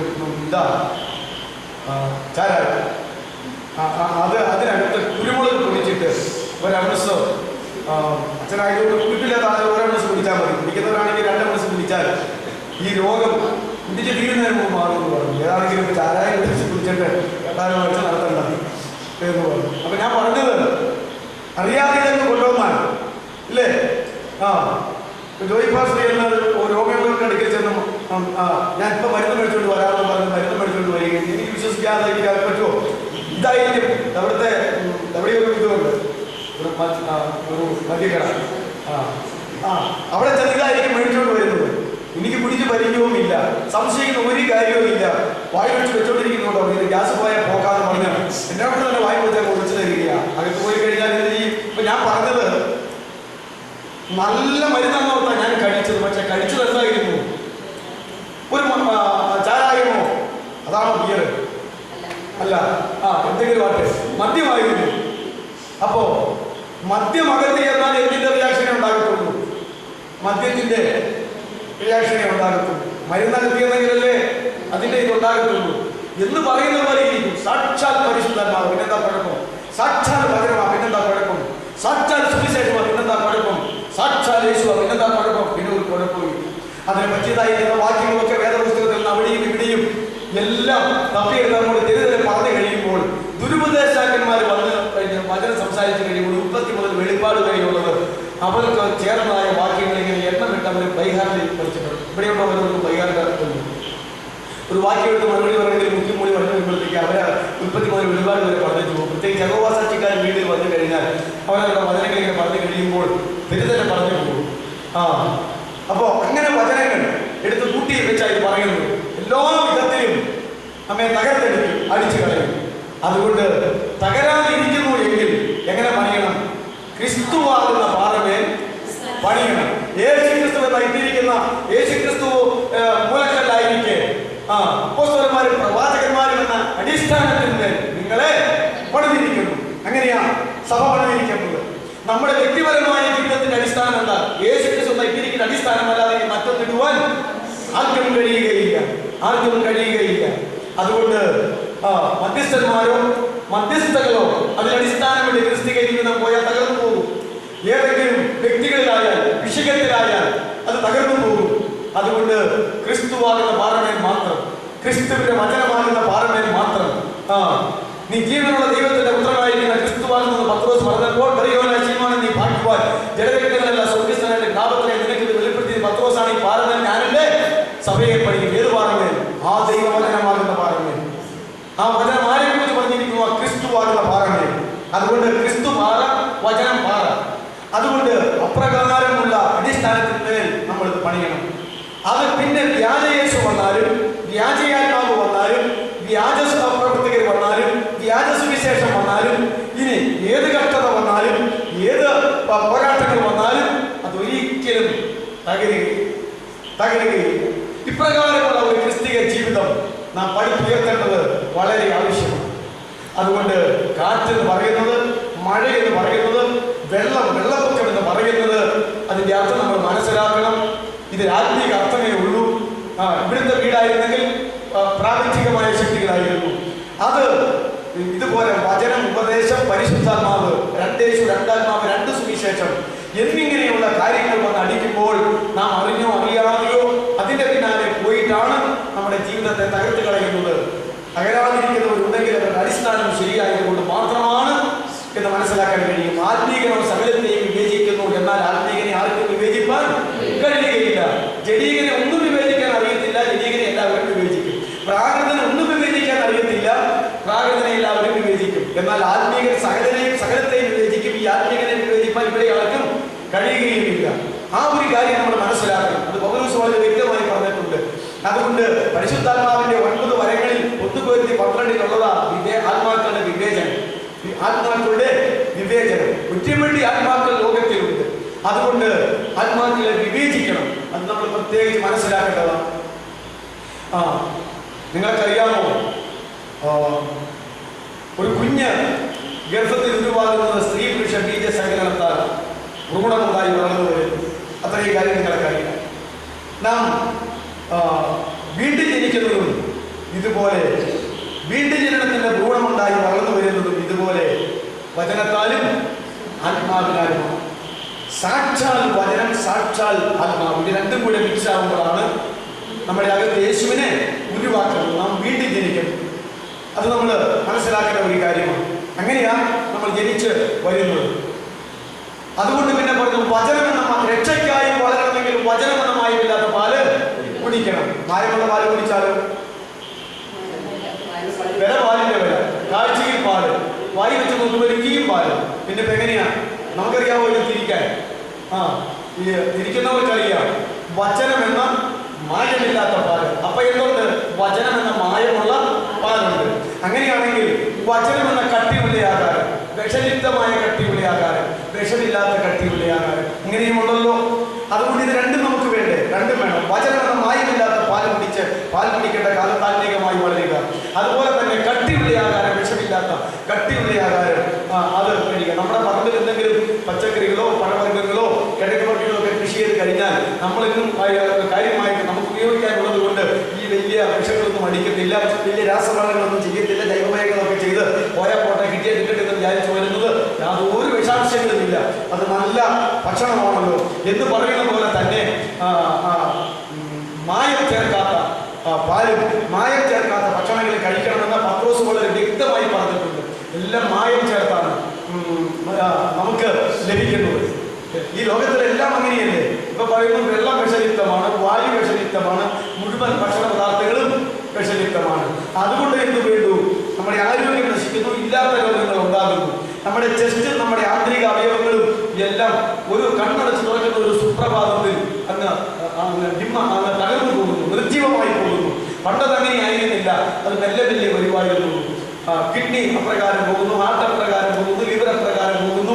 പിന്നെ എന്താ പോലും ചെസ്റ്റിലും വയറ്റിലുമുള്ള എല്ലാ ആന്തരിക അവയവങ്ങളും പെട്ടെന്ന് അങ്ങോട്ട് ഒരു ചെറിയ അസുഖം നമ്മൾ ആശുപത്രിയിൽ ചെന്നു, കിഡ്നി പ്രോബ്ലം, കിഡ്നി രണ്ട് വർദ്ധിക്കുന്നില്ല എന്ന് പറഞ്ഞു കഴിഞ്ഞു. അതുപോലെ തന്നെ അകത്തുള്ള എന്താ കാരണം? വെള്ളം വിഷമാണ്, വായു വിഷമാണ്, ഭക്ഷണ പദാർത്ഥങ്ങൾ വിഷമാണ്, എല്ലാം വിഷമാണ്. ഇങ്ങനെയുള്ള ഒരു കാലഘട്ടത്തിലാണ് ജീവിക്കുന്നത്. ഇത് മാത്രമല്ല, ഇതിനേക്കാൾ വിഷം ആത്മീക മണ്ഡലത്തിൽ ഉണ്ട്. ഇതിനേക്കാൾ വിഷം ആത്മീക മണ്ഡലത്തിലുണ്ട്. അത് നമ്മൾ മനസ്സിലാക്കണം. അതുകൊണ്ടാണ് ഒറിജിനൽ ഡ്യൂപ്ലിക്കേറ്റ് തമ്മിൽ ഉള്ള കാര്യങ്ങൾ, വിഷയങ്ങൾ, വ്യക്തികളെ നമ്മൾ മനസ്സിലാക്കണമെന്ന് പറഞ്ഞ് ആനുകാലിക സംഭവങ്ങളുള്ളതായിരിക്കുന്ന ബന്ധത്തിൽ നമ്മളിത് പറഞ്ഞു തുടങ്ങിയത്. വളരെ വേഗം ഇനി മറ്റൊരു വിഷയത്തിലേക്ക് നമുക്ക് കടന്നു വരാം. അതുകൊണ്ട് രണ്ടുപേരുടെയും വീട് ഒരുപോലെ ഇരിക്കുന്നു. ആ രണ്ട് വീട്ടിൽ മേലും അടിച്ചത് ഒരേ കാറ്റും മഴയും വെള്ളവുമാണ്. എന്നാൽ അടിസ്ഥാനം, വചനത്തിന് അടിസ്ഥാനമുള്ള, ക്രിസ്തുവിൽ അടിസ്ഥാനം ഇട്ടുള്ള വചനം ആ വീട് മാത്രം നിൽക്കുന്നു. അല്ലാത്തത് തകർന്നു പോകും എന്ന് നമ്മൾ മനസ്സിലാക്കേണ്ടതാണ്.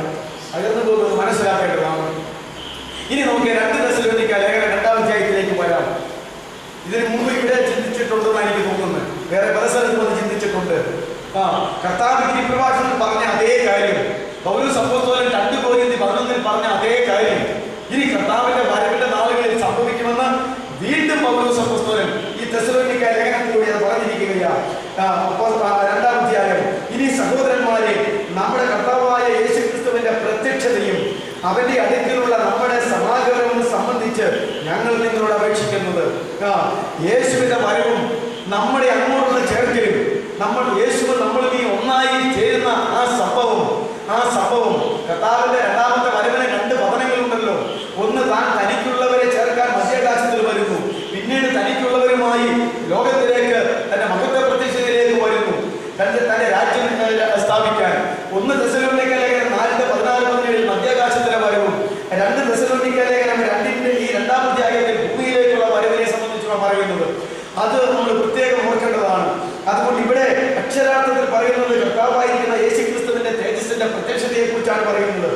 നമ്മുടെ കർത്താവായ യേശുവിന്റെ പ്രത്യക്ഷതയും അവന്റെ അടുക്കിലുള്ള നമ്മുടെ സമാഗമനവും സംബന്ധിച്ച് ഞങ്ങൾ നിങ്ങളോട് അപേക്ഷിക്കുന്നത്, കൽപ്പിക്കുകയല്ല അപേക്ഷിക്കുകയാണ്. കാരണം കാര്യം ഗൗരവമാകയാൽ അപേക്ഷിച്ചാൽ എങ്കിലും ഉപേക്ഷിക്കാതെ കേൾക്കുമല്ലോ എന്ന് വിചാരിച്ച് വലിയവൻ ചെറിയവരോട് അപേക്ഷിക്കുകയാണ് ചെയ്യുന്നത്. രാജാവ് പ്രജകളോട് അപേക്ഷിക്കുകയാണ്, വലിയ അപ്പോസ്തലൻ വിശ്വാസികളോട് അപേക്ഷിക്കുകയാണ് ചെയ്യുന്നത്. 2 തെസ്സലോനിക്കർ 2-ാം അധ്യായം. കർത്താവിന്റെ നാൾ അടുത്തിരിക്കുന്നു എന്ന് വെച്ച്, കർത്താവ് വരുവാൻ സമയമായി ദിവസം അടുത്തു, സമയം അടുത്തു എന്ന് വെച്ച്, അത് ശരിയാണെങ്കിൽ എന്ന് വെച്ച് നിങ്ങൾ വല്ല ആത്മാവിനാലോ, പിന്നെയും ആ വിശേഷണം ഞാൻ കുട്ടി വായിക്കട്ടെ, നിങ്ങൾ വല്ല വചനത്താലോ, പിന്നെയും ഞാൻ കുട്ടി വായിക്കട്ടെ, ഞങ്ങൾ എഴുതി എന്ന ഭാവത്തിലുള്ള വല്ല ലേഖനത്താലോ സുബോധം വിട്ട് വേഗത്തിൽ ഇളകുകയും ഞെട്ടിപ്പോകുകയും വരുന്നു. എന്തായി പറഞ്ഞിരിക്കുന്നത്? അന്ത്യകാലത്ത് പിന്നെയും പറയുക, യേശുവിന്റെ മധ്യാകാശ വരവ് അടുക്കുന്തോറും, അവന്റെ ഭൂമിയിലേക്കുള്ള വരവ് അടുക്കുന്തോറും സംഭവിക്കാൻ പോകുന്ന കാര്യങ്ങൾ പ്രവചന രൂപത്തിൽ വളരെ വ്യക്തമായി ഇവിടെ പൗലോസ് അപ്പോസ്തലൻ പറയുകയാണ് ചെയ്യുന്നത്. എന്താ കർത്താവിന്റെ നാൾ അടുത്തിരിക്കുന്നു എന്ന് വെച്ച് ദൈവമക്കളായ നിങ്ങൾ വല്ല ആത്മാവിനാൽ, വല്ല വചനത്താൽ, ഞങ്ങൾ എഴുതി എന്ന പോലെയുള്ളതായിരിക്കുന്ന വല്ല ലേഖനത്താലോ സുബോധം വിട്ടുപോകരുത്. അപ്പൊ അന്ത്യകാലത്ത് ദൈവമക്കൾക്ക് എന്തുണ്ടാകും? സുബോധം നഷ്ടപ്പെടാൻ സാധ്യതയുണ്ട്. സുബോധത്തെ കുറിച്ച് ഒരു ക്ലാസ്സിൽ നിന്ന് ഇടയ്ക്ക് പിടിയെടുത്തു. അതിന്റെ അവസാനത്തെ പോയിട്ട് കർത്താവിന്റെ വരവെങ്കിൽ ദൈവമക്കൾക്ക് വേണ്ട സുബോധം എന്നായിരുന്നു ഈ വാക്യത്തിനെ ഞാൻ പറഞ്ഞത്. കർത്താവിന്റെ വരവെങ്കിൽ ദൈവമക്കൾക്ക് വേണ്ട സുബോധം. അതുകൊണ്ട് നിങ്ങൾ സുബോധം വിട്ടുപോകരുത് എന്നാ പറഞ്ഞിരിക്കുന്നത്. ഇവിടെ ഈ സുബോധം സാധാരണ രീതിയിൽ ലോകത്തിൽ സുബോധമില്ലാത്ത ആളെന്ന് പറഞ്ഞാൽ ഭ്രാന്തം നടത്തും. അതുപോലെ ദൈവമക്കൾക്ക് ഒരു സുബോധമുണ്ട് യേശുവിന്റെ വരവിനോടുള്ള ബന്ധത്തിൽ. ആ സുബോധം പ്രത്യേകം പരിശ്രമിക്കണം. ആ സുബോധം വിട്ടുപോകാൻ സകല സാധ്യതയുമുണ്ട്. അതുകൊണ്ടല്ലേ പൗലോസ് പറഞ്ഞത് ഇവിടെ സുബോധം ലേഖനത്താലോ സുബോധം വിട്ട് വേഗത്തിൽ ഇളകരുത്, സുബോധം വിട്ടുപോകാൻ ഇടയാകരുത്. തീമോഥെയോസിന്റെ ലേഖനത്തിൽ പറയുന്നുണ്ട്, നാം പ്രാപിച്ച ആത്മാവ് ശക്തിയുടെയും സ്നേഹത്തിന്റെയും സുബോധത്തിന്റെയും ആത്മാവാണ്. ചിലർക്ക് ശക്തിയുണ്ട്, അതിൽ ഈ വാക്യം എടുക്കും. ശക്തിയുടെ ആത്മാവാ പോരാ, അത് സ്നേഹത്തിന്റെ ആത്മാവാ പോരാ, അത് സുബോധത്തിന്റെ ആത്മാവാ. ദൈവത്തിന്റെ ആത്മാവാണ് ഒരു മനുഷ്യന് ഉള്ളതെന്ന് അറിയാനായിട്ട് മൂന്നും കൊണ്ടൊന്ന് ഒരുമിച്ച് നോക്കണം. ആ ആത്മാവ് എങ്ങനെയുള്ള ആത്മാവാ? അത് ശക്തിയുടെ ആത്മാവായിരിക്കണം, അത് ദൈവസ്നേഹമുള്ള ആത്മാവായിരിക്കണം, അത് സുബോധമുള്ള ആത്മാവായിരിക്കണം. ഏതെങ്കിലും ഒന്നിന് കോട്ടം വന്നാൽ, രണ്ടിന് കോട്ടം വന്നാൽ, മൂന്നിന് കോട്ടം വന്നാൽ, മൂന്നും വരണ്ട, ഒന്നിന് കോട്ടം വന്നാൽ അല്ലെങ്കിൽ രണ്ടിന് കോട്ടം വന്നാൽ, മൂന്നിന് കോട്ടം വന്നാൽ അപ്പം തന്നെ അത് തട്ടി നമ്മൾ സംശയിക്കണം. ആ ആത്മാവ് ശരിയായ ആത്മാവല്ല. സാക്ഷാൽ ദൈവത്തിന്റെ പരിശുദ്ധാത്മാവ് ഒരുമിച്ച് ഇങ്ങനെയാണ് വ്യാപരിക്കുന്നത്. ശക്തി വേണ്ടത് ശക്തി കാണിക്കും, സ്നേഹം വേണ്ടത് സ്നേഹം കാണിക്കും. എപ്പോഴാണെങ്കിലും അത് സുബോധത്തിലായിരിക്കും. സുബോധമില്ലെങ്കിൽ മൂത്ത സഹോദരന്മാരെ അപ്പന്മാരെ പോലെയും മൂത്ത സഹോദരിമാരെ അമ്മമാരെ പോലെയും ഇളയവരെ സഹോദരന്മാരെ അല്ലേ ദൈവസ്നേഹത്തിൽ ഒക്കെ കരുതിക്കൊള്ളണമെന്ന് തീമോഥെയോസിനോട് അപ്പോസ്തലൻ പറഞ്ഞു കൊടുക്കുമ്പോൾ, സഭയെ പഠിപ്പിക്കണമെന്ന് പറഞ്ഞു കൊടുക്കുമ്പോൾ, ഈ ദൈവസ്നേഹം അല്ലെങ്കിൽ വേറെ പല സ്നേഹങ്ങൾ കടന്നു പോകുന്ന സംഗതി കഴിയില്ലേ? അതായത് സുബോധം എന്ന് പറഞ്ഞത്. അപ്പോ അതുപോലെ തന്നെ ശക്തി, വെറും ശക്തി മാത്രം കാണിച്ചുകൊണ്ടിരുന്ന് കഴിഞ്ഞാൽ അത് അപകടത്തിലേക്ക് പോകും. ശക്തിയുടെ ആത്മാവാ, പക്ഷെ ശക്തി മാത്രം കാണിക്കാനുള്ള ആത്മാവല്ല. അപ്പൊ ശക്തിയോടുകൂടെ ദൈവസ്നേഹത്തിലൂടെ ശക്തിയും, ഇത് രണ്ടിനോടും കൂടെ സുബോധവും ഒരുമിച്ച് വ്യാപരിക്കുന്ന ഒരു ആത്മാവാണ്. അതുകൊണ്ട് ഒരു മനുഷ്യനുള്ള ആത്മാവ് ദൈവാത്മാവാണെന്ന് അറിയാനായിട്ട് ഇവിടെ തന്നെ പറഞ്ഞതാ. നാം പ്രാപിച്ച ആത്മാവ് ശക്തിയുടെയും സ്നേഹത്തിന്റെയും സുബോധത്തിന്റെയും ആത്മാവാണ്. അതുകൊണ്ട് നോക്കിക്കേ, സുബോധം വിട്ടുപോകരുത്. സുബോധം വിട്ടിട്ട് പിന്നെ എന്ത് ചെയ്യരുത്? വേഗത്തിൽ ഇളകരുത്. ഇളകിയില്ലെങ്കിൽ ആരും സമ്മതിക്കുകയോ? ആളുകളൊന്ന് ഇളകിക്കണ്ടെങ്കിൽ ശുശ്രൂഷക്കാരൻ ഒരു രസം ഉണ്ടാവുള്ളൂ. കാരണം ഇത് കൃപയുണ്ടായിരുന്നു, എന്റെ ശുശ്രൂഷ ഏറ്റവും ധരിക്കാനായിട്ട് ആളുകളൊന്ന് അനങ്ങാതെ ഇരുന്നാൽ കഴിഞ്ഞാൽ എന്നായി ഒന്നിന് കാറ്റ് പിടിച്ചതൊക്കെ ചോദിക്കും. എങ്ങനെയെങ്കിലും കൃത്രിമമായിട്ട് ഇളക്കാനും നിൽക്കാനും കേൾപ്പിക്കാനും ഇരുത്താനും കൈവെക്കാനും കുട്ടിക്കാനും ഒക്കെ നോക്കും. അതൊന്നും ഒറിജിനൽ ആത്മാവല്ല. എവിടെയെങ്കിലും ആത്മാവ് വന്നിട്ട് അന്നേരം പുറത്ത് കണ്ട ലക്ഷണങ്ങൾ ഇന്ന് കാണിച്ച ആത്മാവ് അകത്ത് വരുമെന്ന് പറഞ്ഞാൽ നടക്കത്തില്ല. ആത്മാവ് അകത്ത് വന്നിട്ട് ആത്മാവ് എന്തെങ്കിലും കാണിച്ചു. ഞാൻ പറഞ്ഞ മനസ്സിലായില്ലേ? ആത്മാവ് അകത്ത് വന്നു കഴിഞ്ഞിട്ട് ആത്മാവിന് യുക്തമായ നിലയിൽ അത് വെളിപ്പെടുത്തും. അല്ലാതെ ഒരിക്കൽ കാണിച്ച പോലെ പിന്നെ കാണിച്ചോണെന്ന് പറഞ്ഞു കഴിഞ്ഞാൽ, ഒരിക്കൽ മോശ പാറയെ അടിച്ചു വെള്ളം പുറപ്പെട്ടു, രണ്ടാം പ്രാവശ്യം പാറയോട് കൽപ്പിക്കാൻ പറ്റുന്നത് കേട്ടുപോലുമില്ല. കാരണം എക്സ്പീരിയൻസ് മറ്റേതാണല്ലോ അടിച്ചത്. അതുകൊണ്ട് വടി എടുത്തുകൊണ്ട് അടിക്കാനായിട്ട് ഓടുക. അവിടെ നിന്ന് ഒന്നടിച്ചു വെള്ളമില്ല, രണ്ടടിച്ചു വെള്ളമില്ല. രണ്ടടിച്ചപ്പോഴല്ലേ വെള്ളം പുറപ്പെട്ടെ അല്ലേ? രണ്ടാമത്തെ അടിക്ക് വെള്ളം പുറപ്പെട്ടു. കാരണം എന്താ? അടിക്കാൻ പറഞ്ഞില്ലായിരുന്നു. അവിടെ വെച്ച് ശുശ്രൂഷ തെറ്റിച്ചതുകൊണ്ട് വെള്ളം പുറപ്പെട്ടു. അത് മോശയെ ഓർത്തല്ല, പിന്നെയോ ഇസ്രായേൽ ജനത്തെയും അവരുടെ പക്ഷിമൃഗാദികളെയും ഓർത്തുകൊണ്ടാണ്. അപ്പൊ ഈ നാട്ടിൽ കിടക്കുന്ന പാവങ്ങളെ ഓർത്തുകൊണ്ടാണ് ഈ ജീവിതമില്ലാത്തവരിൽ കൂടി വിവാഹമൊക്കെ ചിലപ്പോൾ ജീവിക്കുന്നത്. അത് ഇവന്റെ പിടിക്കുകൊണ്ടല്ല, ഉടയവരായിട്ട് അവനോടുള്ള കരുതി. എന്നിട്ട് മോശയെ വിളിച്ചിട്ട് എന്നാ പറഞ്ഞത്? കലകജലത്തിൽ വെച്ച് എന്നെ ശുദ്ധീകരിക്കാതെ, അതെ നീ അവിവേകം സംസാരിച്ചത് കൊണ്ട് നീ ഇസ്രായേൽ മക്കളെ കടലിൽ കേട്ടാൻ കൊണ്ടുപോകാനുള്ള നേതാവായിട്ട് നീ അവിടെ ആദ്യം കാലുകുത്തില്ല, നിന്നെ ഈ പർവ്വതത്തിൽ വെച്ച് മരിച്ചടക്കാൻ പോവാന്നല്ലേ പറഞ്ഞത്. അപ്പൊ നോക്കിക്കേ, ശുശ്രൂഷ തെറ്റിച്ചവൻ ആദ്യം ശിക്ഷിച്ചു. അതുകൊണ്ട് എന്നാൽ അവന്റെ ശുശ്രൂഷയുടെ വെള്ളം പുറപ്പെട്ടു. രണ്ടാം പ്രാവശ്യം അടിച്ചിട്ട് വെള്ളം പുറപ്പെട്ടില്ലെങ്കിൽ 600 ലക്ഷക്കണക്കിന് ഇസ്രായേൽക്കാർ മോശയെ അവിടെ കല്ലെടുത്ത് കൊണ്ടുവച്ചേച്ച് പോകും. കാരണം എന്നാഥനാണെന്ന് പറഞ്ഞ് വിളിച്ചു കൂട്ടിയേക്കുവാ. പാറയെ അടിച്ച്, എന്നാൽ ഇത്തവണ ദൈവം പറഞ്ഞത് പാറയെ അടിക്കാനല്ല, കൽപ്പിക്കാനാണ് പറഞ്ഞത്. യഹോവയുടെ നാമത്തിൽ വെള്ളം പുറപ്പെട്ടെന്ന് പറഞ്ഞാൽ മതിയായിരുന്നു. എന്നാൽ ശുശ്രൂഷയുടെ ഈ പഴക്കം ഒരു ട്രഡീഷൻ ഉണ്ടല്ലോ, പറഞ്ഞുള്ള ട്രഡീഷൻ, ചെയ്തുള്ള ട്രഡീഷൻ, കാണിച്ചുള്ള ട്രഡീഷൻ, ആക്കിയിട്ടുള്ള ട്രഡീഷൻ, ആ ട്രഡീഷനാണ് പറഞ്ഞത്. അതുകൊണ്ട് അത് ദൈവത്തിന് വിടണം ആ കാര്യങ്ങൾ. അതുകൊണ്ട് ഒരു വ്യക്തിയുടെ അകത്ത് ആത്മാവ് വന്നാൽ ആത്മാവിന് യുക്തമായ നിലയിൽ ആ വ്യക്തിയുടെ അകത്തോ പുറത്തോ ഒക്കെ എന്തെന്ന് ചെയ്തുകൊണ്ടിരിക്കും. അത് ആത്മാവ് ചെയ്യുന്നതാണ്. അത് ഒരിക്കൽ കാണിച്ച പോലെ തന്നെ കാണിച്ചോളെന്ന് വിചാരിച്ചു കഴിഞ്ഞാൽ അത് നടക്കത്തില്ല. അത് ആത്മാവിനെ നമ്മൾ കൺട്രോൾ ചെയ്യുകയാണ് ചെയ്യുന്നത്. നമ്മുടെ കൺട്രോളിൽ എപ്പോഴും പരിശുദ്ധാത്മാവ് നിൽക്കത്തില്ല. നീ വന്നാൽ ഇന്ന പോലെ കാണിക്കണം, ഇന്ന പോലെ കാണിക്കണം, ഇന്ന പോലെ കാണിക്കണം. ഒരിക്കലും അത് അങ്ങനെയല്ല. അതുകൊണ്ട് നമ്മളത് പ്രത്യേകം ഓർക്കേണ്ടതാണ്. ഞെട്ടിപ്പോകരുത്, വേഗത്തിൽ ഇളകരുത്, ഇളകിപ്പോകരുത്, ഞെട്ടിപ്പോകരുത്. ഇളകരുത്, ഞെട്ടിപ്പോകരുത്. പാറമേൽ അടിസ്ഥാനപ്പെട്ട ഇളവോ ഇല്ല, ഞെട്ടുവോ ഇല്ല. എന്നാ ചേട്ടാ പണ്ടാരാണ്ട് പറഞ്ഞ ഇടി വെട്ടിക്കുന്ന ദൈവത്തെ വെടിവെച്ചിട്ട് പ്രസാദിപ്പിക്കാൻ നോക്കിയാൽ നമ്മൾ കൂടാന്ന് ചോദിച്ചവനൊക്കെ അതിനാവിടിയേ ആ വെടിവെച്ചാൽ ഇനി പിടിവെട്ടിക്കുന്ന ദൈവത്തെ പ്രസാദിപ്പിക്കാൻ പറ്റുമോ? പിടിവെട്ടുമ്പോഴത്തേക്ക് ഭൂലോകം മുഴുവൻ നടക്കുമോ? ആ ദൈവത്തിന്റെ അടുക്കൽ ഇനി ഇവിടുന്ന് ഇത്രയും നിങ്ങളൊരു കഥനായാലും വെടിവെച്ച് പ്രസാദിപ്പിക്കാൻ നോക്കിയാൽ നടക്കുമോ? നടക്കത്തില്ല. പാറമേൽ അടിസ്ഥാനമില്ല. ക്രിസ്തുവാകുന്ന പാറമേലും വചനമാകുന്ന പാറമേലും അടിത്തറയിട്ട് ഇങ്ങോട്ട് വന്നു കഴിഞ്ഞാൽ ഇതൊക്കെ കുറെ കണ്ടതാകുകയും അവിടെ നിൽക്കും. വേഗത്തിൽ ഇളകുവോ? ഞെട്ടുവോ? സുബോധം വിടുവോ? ഇല്ല. സുബോധം വിടുവോ? ഇല്ല, ഒരിക്കലും വിടത്തില്ല. അതവിടെ പറഞ്ഞിരിക്കുന്നുണ്ട്. സുബോധം വിടരുത്, പിന്നെ വേഗത്തിൽ ഇളകരുത്, ഞെട്ടിപ്പോകരുത്. അടുത്തത്, ആരും ഏത് വിധേനയും നിങ്ങളെ ചതിക്കരുത്, ചതിക്കപ്പെടരുത്. മറ്റുള്ളവരാൽ, ഇങ്ങനെയുള്ളവരാൽ, ഡ്യൂപ്ലിക്കേറ്റുമാരാൽ നമ്മൾ ചതിക്കപ്പെടരുത്. അപ്പൊ എന്തെല്ലാം ഈ ചതിയെ എത്ര പ്രാവശ്യം പറഞ്ഞു? സർപ്പം ഹവ്വയെ ഉപായത്താൽ ചതിച്ചതുപോലെ നിങ്ങളെയും ചതിക്കും. കല്യാണം നടക്കില്ല, ചതിക്കരുത്. ആ വചനങ്ങൾ തന്നെ, വാക്കുകൾ തന്നെയാണ് പറയുന്നത്. അതുകൊണ്ട് എന്താ ഇവിടെ പറഞ്ഞിരിക്കുന്നത്? എന്താ ഇവിടെ പറഞ്ഞിരിക്കുന്നത്? വല്ല ആത്മാവ്, വല്ല ലേഖനം, വല്ല വചനം. അതുകൊണ്ട് അത് സത്യമാണെന്ന് വിചാരിച്ചുകൊണ്ട് നിങ്ങൾ എന്ത് ചെയ്യരുത്? സുബോധം വിട്ടുകളയരുത്, വേഗത്തിൽ ഇളകരുത്, ഞെട്ടരുത്, ചതിക്കപ്പെടരുത്. ഇത്രത്തോളമുള്ള കാര്യങ്ങൾ ഇത്ര വ്യക്തമായിട്ടാണ് പറഞ്ഞത്. ചതിക്കപ്പെടരുത്. എന്നിട്ട് പിന്നെന്താ പറഞ്ഞത്? അപ്പോ ഇവിടെയും പിന്നെ എന്ത് വന്നു? രണ്ട് യേശു, രണ്ട് ആത്മാവ്, രണ്ട് സുവിശേഷം എന്ന് പറഞ്ഞ പോലെ അല്ലേ? സുവിശേഷം എന്ന് പറഞ്ഞ പോലെ ആ വീടിനെ ഇളക്കാനായിട്ട് വന്ന ആത്മാവെന്ന് തോന്നിക്കുന്ന, വചനമെന്ന് തോന്നിക്കുന്ന, ഉപദേശം, സുവിശേഷം എന്ന് തോന്നിക്കുന്ന ആ കാറ്റ്, വെള്ളം, മഴ എന്ന പോലെ തന്നെ ഇവിടെ പറയുകയാണ്, വല്ല ആത്മാവ്, വല്ല വചനം ഞങ്ങൾ എന്ത് ചെയ്യുന്ന പോലെയുള്ളതായിരിക്കുന്ന. അതുകൊണ്ട് തെസ്സലോനിക്കർക്കുണ്ടാകണം. അതിന്റെ ആവശ്യമില്ല. വേറെ ഒരു വെളിപ്പാട് പുസ്തകം ഒന്നോടെ പിന്നത്തെ ഒരു വെളിപ്പാട് യോഹന്നാൻ ഉണ്ടായത് എന്ന് പറഞ്ഞാൽ നമ്മൾ എടുക്കാൻ പോണോ? അതാ പറഞ്ഞത്, ഞങ്ങൾ എഴുതി എന്ന് തോന്നിപ്പിക്കുന്ന ഞങ്ങളുടെ പേരിൽ വരുന്ന ലേഖനങ്ങൾ. 1, 2 ഒന്നുള്ളതുണ്ട്, 2 ഉള്ളതുണ്ട്, 3 ഉള്ളതുണ്ട് അല്ലേ? യോഹന്നാന്റെ തന്നെ എത്രയുണ്ട്? യോഹന്നാന്റെ സുവിശേഷം, യോഹന്നാന്റെ 1-ാം ലേഖനം, 2-ാം ലേഖനം, 3-ാം ലേഖനം. പിന്നെ ഇച്ചിരോടെ പറഞ്ഞാൽ ആസിയിലെ 7 സഭയ്ക്കുള്ള 7 കുഞ്ഞു ലേഖനങ്ങൾ അല്ലേ? അപ്പൊ 3, 3, 4, 7, 4, 11 ലേഖനമുണ്ട് യോഹന്നാൻ. അപ്പൊ ഇനി ഒരാൾ പറയാം 12-ാമത്തെ ലേഖനം എനിക്കാ കിട്ടിയത്. അത് കേൾക്കണമെന്ന് ചോദിച്ചു കഴിഞ്ഞാലോ? അപ്പൊ നമ്മൾ 12-ാമത്തെ കേട്ടിട്ടില്ലാത്തത് കൊണ്ട് നമ്മൾ കേട്ടാക്കാമെന്ന് വിചാരിക്കും. ശരിയല്ലേ?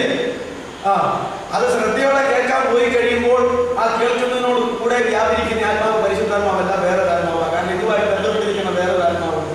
ഇത് രണ്ടും കൂടി നമ്മുടെ അകത്ത് വന്നു കഴിഞ്ഞാൽ കല്യാണം കഴിക്കാനിരിക്കുന്ന കർത്താവ് മാറിപ്പോകും. ഇങ്ങനല്ലേ പറഞ്ഞത്? ഇങ്ങനെ തന്നെയാ പറഞ്ഞത്. അതുകൊണ്ട് ആരും ഏകദേശം നിങ്ങളെ ചതിക്കരുത്. നമുക്ക് നിർത്താം. ആദ്യമേ വിശ്വാസത്യാഗം സംഭവിക്കുകയും നാശയോഗ്യനും അധർമ്മമൂർത്തിയുമായവൻ വെളിപ്പെടുകയും വേണം. വിശ്വാസത്യാഗം ആദ്യമേ സംഭവിക്കുമെന്നുള്ളത് വചനത്തിൽ ഒരു സത്യം എന്ന് പറഞ്ഞാൽ, ദൈവമക്കൾ എന്ന് പറയപ്പെടുന്ന, ദൈവദാസന്മാരെന്ന് പറയപ്പെടുന്ന, ദൈവസഭ എന്ന് പറയപ്പെടുന്ന ഈ സമൂഹത്തിന്റെ ആരംഭത്തിലെ വിശ്വാസം അവസാനം ഉണ്ടാകും. അതല്ലേ വിശ്വാസത്തിന് വേണ്ടി പോരാടി നിന്ന് വർദ്ധിപ്പിക്കേണ്ടതാണെങ്കിലും സംഭവിക്കാൻ പോകുന്നത് വിശ്വാസത്തിൽ പുറകോട്ട് പോകും. വിശ്വാസത്യാഗം സംഭവിച്ചുകൊണ്ടിരിക്കും. നമുക്കതറിയാവുന്നത് ഒരു പ്രശ്നമുണ്ടാകുമ്പോൾ നമ്മുടെ പ്രാർത്ഥനയുടെ വേദനയും ദണ്ഡവും കണ്ണുനീരും ആത്മാർത്ഥതയും അത് ഓക്കെ ആയി കഴിയുമ്പോൾ പിന്നീട് നമ്മുടെ പ്രാർത്ഥനയുടെ അവസ്ഥ നമുക്ക് തന്നെ അറിയത്തില്ലേ? നമുക്ക് പഞ്ഞവും പട്ടണിയും ഉള്ളപ്പോൾ നമ്മുടെ പ്രാർത്ഥനയുടെ അവസ്ഥ നമുക്കറിയാം. സമ്പത്ത് സുഭിക്ഷമായി ഉള്ളപ്പോൾ നമ്മുടെ പ്രാർത്ഥനയുടെ അവസ്ഥ നമുക്കറിയാം ഇല്ലേ? എല്ലാ കാര്യങ്ങളും അങ്ങനെ, എല്ലാ കാര്യങ്ങളും അങ്ങനെ. ആത്മാവ് രക്ഷിക്കപ്പെടണമെന്ന് അകത്താഗ്രഹമുള്ളപ്പോൾ പ്രസംഗവും ക്ലാസ്സും വേറൊരു മോഡലായിരിക്കും. എന്നാൽ അങ്ങനെ ഒരു ആഗ്രഹമില്ലാതെ നടത്തുമ്പോൾ അത് വേറൊരു മോഡലായിരിക്കും. ഇതൊക്കെ നമുക്കറിയാവുന്ന കാര്യങ്ങളാണ്. അതുകൊണ്ട് വിശ്വാസത്യാഗം അന്ത്യനാളിൽ സംഭവിച്ചുകൊണ്ടിരിക്കും. അതാ പറഞ്ഞിരിക്കുന്നത്. പിന്നെ മൊത്തമായിട്ടുള്ള കാര്യങ്ങൾ, ദൈവസഭ എന്ന് പറയുന്നത് ആ യഥാർത്ഥ ദൈവസഭ, ആ വിശ്വാസികളുടെ സമൂഹം പരിശുദ്ധാത്മാവിനെ നിന്ന് പൊക്കി അങ്ങോട്ട് കൊണ്ടുപോയി കഴിയുമ്പോഴേ ഇവിടെ ആയി വന്നിരിക്കുന്നു. അന്യക്രൈസ്റ്റ് വന്നിരിക്കും. അത് അക്ഷരാണ്. എന്നാൽ ആത്മീക അർത്ഥം എല്ലാ വിശ്വാസികളിൽ നിന്നും ഓരോ ദിവസം ചെല്ലുന്നതോടും വിശ്വാസം കുറഞ്ഞുകൊണ്ടിരിക്കും, വിശ്വാസത്യാഗം സംഭവിച്ചുകൊണ്ടിരിക്കും. ദേമാസ് ഈ ലോകത്തെ സ്നേഹിച്ച് ഞങ്ങളെ വിട്ടുപോയി.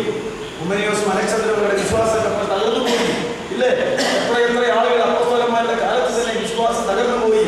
രക്ഷയെക്കുറിച്ച് എഴുതാൻ യൂദാ പ്ലാനിട്ടപ്പോൾ വിശുദ്ധന്മാർ ഒരിക്കലായി പരമേൽപ്പിക്കപ്പെട്ടിരിക്കുന്ന വിശ്വാസത്തിന് വേണ്ടി പോരാടി എന്നുകൊണ്ട് ആത്മാവ് പ്രബോധിപ്പിച്ചതുകൊണ്ട് ഞാൻ രക്ഷ എന്ന വിഷയം വിട്ടിട്ട് വിശ്വാസത്തിന്റെ പോരാട്ടം എന്ന വിഷയത്തെ കുറിച്ചാണ് എഴുതിയെന്നല്ല പറഞ്ഞിരിക്കുന്നത്.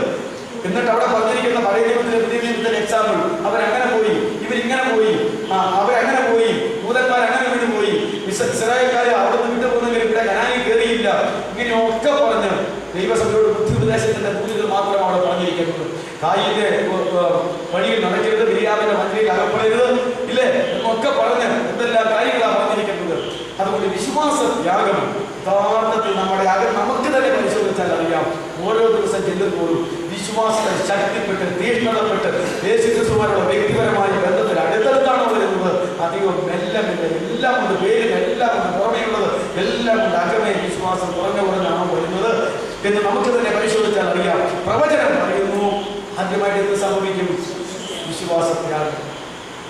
വിശ്വാസികളുടെ സമൂഹമാകുന്ന ചെറിയ ദൈവസഭ ഇവിടെ ഉള്ളത് തൂക്കിയപ്പോഴാണല്ലോ വിശ്വാസത്യാഗം അങ്ങോട്ട് പോവുകയും അധർമ്മമൂർത്തി ഇങ്ങോട്ട് വരികയും ചെയ്തു.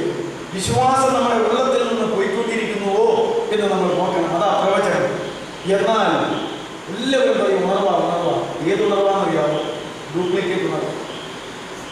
ലോകത്തിൽ സംഭവിക്കുന്നത് മുഴുവൻ ഡ്യൂപ്ലിക്കേറ്റ് എന്നല്ല ഞാൻ പറയുന്നത്, ബഹുഭൂരിപക്ഷവുമാണ്. അത് നമ്മൾ മനസ്സിലാക്കണം. ഡ്യൂപ്ലിക്കേറ്റ് ഉണർവ് കൊണ്ട് ഒന്നും ഒരു ക്രിയ നടക്കത്തില്ല.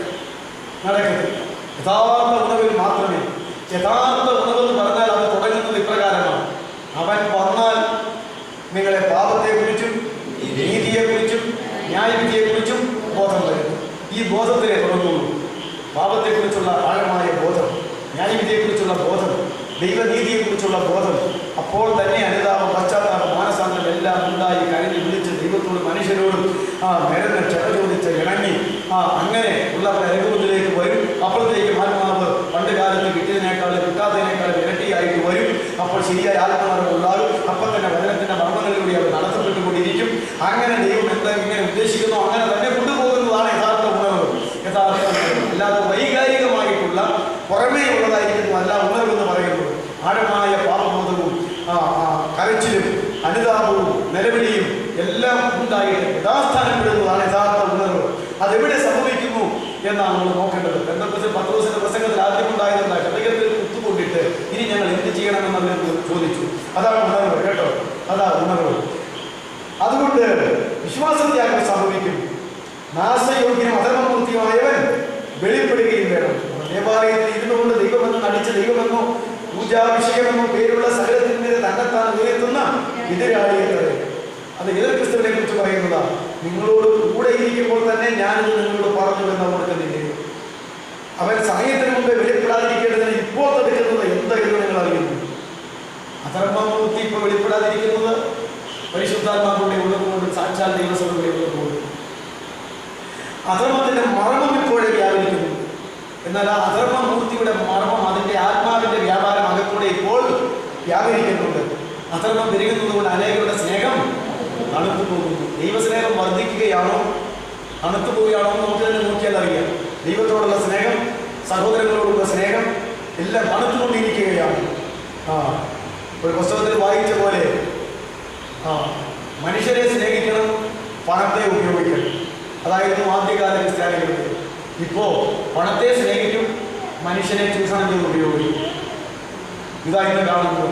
നിങ്ങൾ ഒരു 5 മിനിറ്റ് വീട്ടിൽ പോയിരുന്ന് ചിന്തിച്ചാൽ ഇത് യാഥാർത്ഥ്യം നമുക്ക് കാണാൻ പറ്റും. പണത്തെ സ്നേഹിക്കുന്നു, മനുഷ്യനെ എന്ത് ചെയ്യുന്നു? ചൂഷണം ചെയ്യുന്നു. എനിക്ക് വേണ്ടി ഞാൻ ഉപയോഗിക്കുന്നു. നയതന്ത്രപരമായി, ആത്മീക നയതന്ത്രപരമായി ഉപയോഗിക്കുന്നു. എന്നാൽ എന്തിനാ സ്നേഹിക്കുന്നത്? ദൈവത്തെയും മനുഷ്യനെയും സ്നേഹിക്കണം. പണത്തെ എന്ത് ചെയ്യണം? ദൈവഹിതപ്രകാരം ഉപയോഗിക്കണം. ഉപയോഗിക്കാൻ പറഞ്ഞതിനെ സ്നേഹിക്കുകയും സ്നേഹിക്കാൻ പറഞ്ഞതിനെ ഉപയോഗിക്കുകയും ചെയ്യുന്ന ഒരു കാലഘട്ടത്തിലാണ് ഇരിക്കുന്നത്. അത് നമ്മൾ പ്രത്യേകം നോക്കണം. അപ്പോൾ വിശ്വാസ ത്യാഗമാണോ ഉണർവാണോ എന്ന് പെട്ടെന്ന് നമുക്ക് കണ്ടുപിടിക്കാനായിട്ട് കഴിയും. നയതന്ത്രം എന്ന് പറയുന്നത് ആത്മീയത്തിലായാലും രാഷ്ട്രീയത്തിലായാലും സമുദായത്തിലായാലും എവിടെയായാലും അകത്തായാലും പുറത്തായാലും അതെല്ലാം ഇത് തന്നെയാണ്. അതാതിൻ്റെ നയതന്ത്രങ്ങൾ. നയതന്ത്രങ്ങളെ ദൈവം വെറുക്കുന്നു. നയതന്ത്രങ്ങളെ ദൈവം വെറുക്കുന്നു. എന്തായി നയതന്ത്രം? അതുകൊണ്ട് വലിയ വിജയമാണ് ലോകത്തിൽ. അങ്ങനെയുള്ള നയതന്ത്രജ്ഞന്മാര്, രാജ്യത്തിന്റെ നയതന്ത്രജ്ഞന്മാര് ഇല്ലേ? അധികം ഇണക്കാതെയും പിണക്കാതെയും ഒക്കെ ഇന്ത്യയുടെ ചേരിചേരാൻ നയം പോലെ എല്ലാ രാഷ്ട്രങ്ങളോടും സ്നേഹമാണ്. എന്നാൽ ആരോടും അങ്ങനെ വലിയ സ്നേഹമില്ല. അതാണല്ലോ ചേരിചേരാൻ നയം. നെഹ്റുവിന്റെ പഞ്ചശീലങ്ങൾ ഒക്കെ വളരെ നയതന്ത്രങ്ങൾ എല്ലാം ഇങ്ങനെ നയതന്ത്രത്തിൽ മുമ്പോട്ട് പോകുകയാണ്. ഈ ജനിച്ചപ്പോൾ മുതൽ ഈ നയതന്ത്രം പഠിച്ച് പരിശീലിച്ച് സമുദായത്തിലും രാഷ്ട്രീയത്തിലും അടികളിൽ വിളിച്ചിട്ടാണ് ഒരിക്കലും രക്ഷിക്കപ്പെട്ട് അകത്ത് വന്നത്. അപ്പോഴും എന്ത് പോയിട്ടില്ല? നയതന്ത്രങ്ങൾ പോയിട്ടില്ല. നയതന്ത്രങ്ങൾ പോയിട്ടില്ല. കാരണം എപ്പോഴും അറിയാതെ അത് വന്നു പോവുകയാണ്.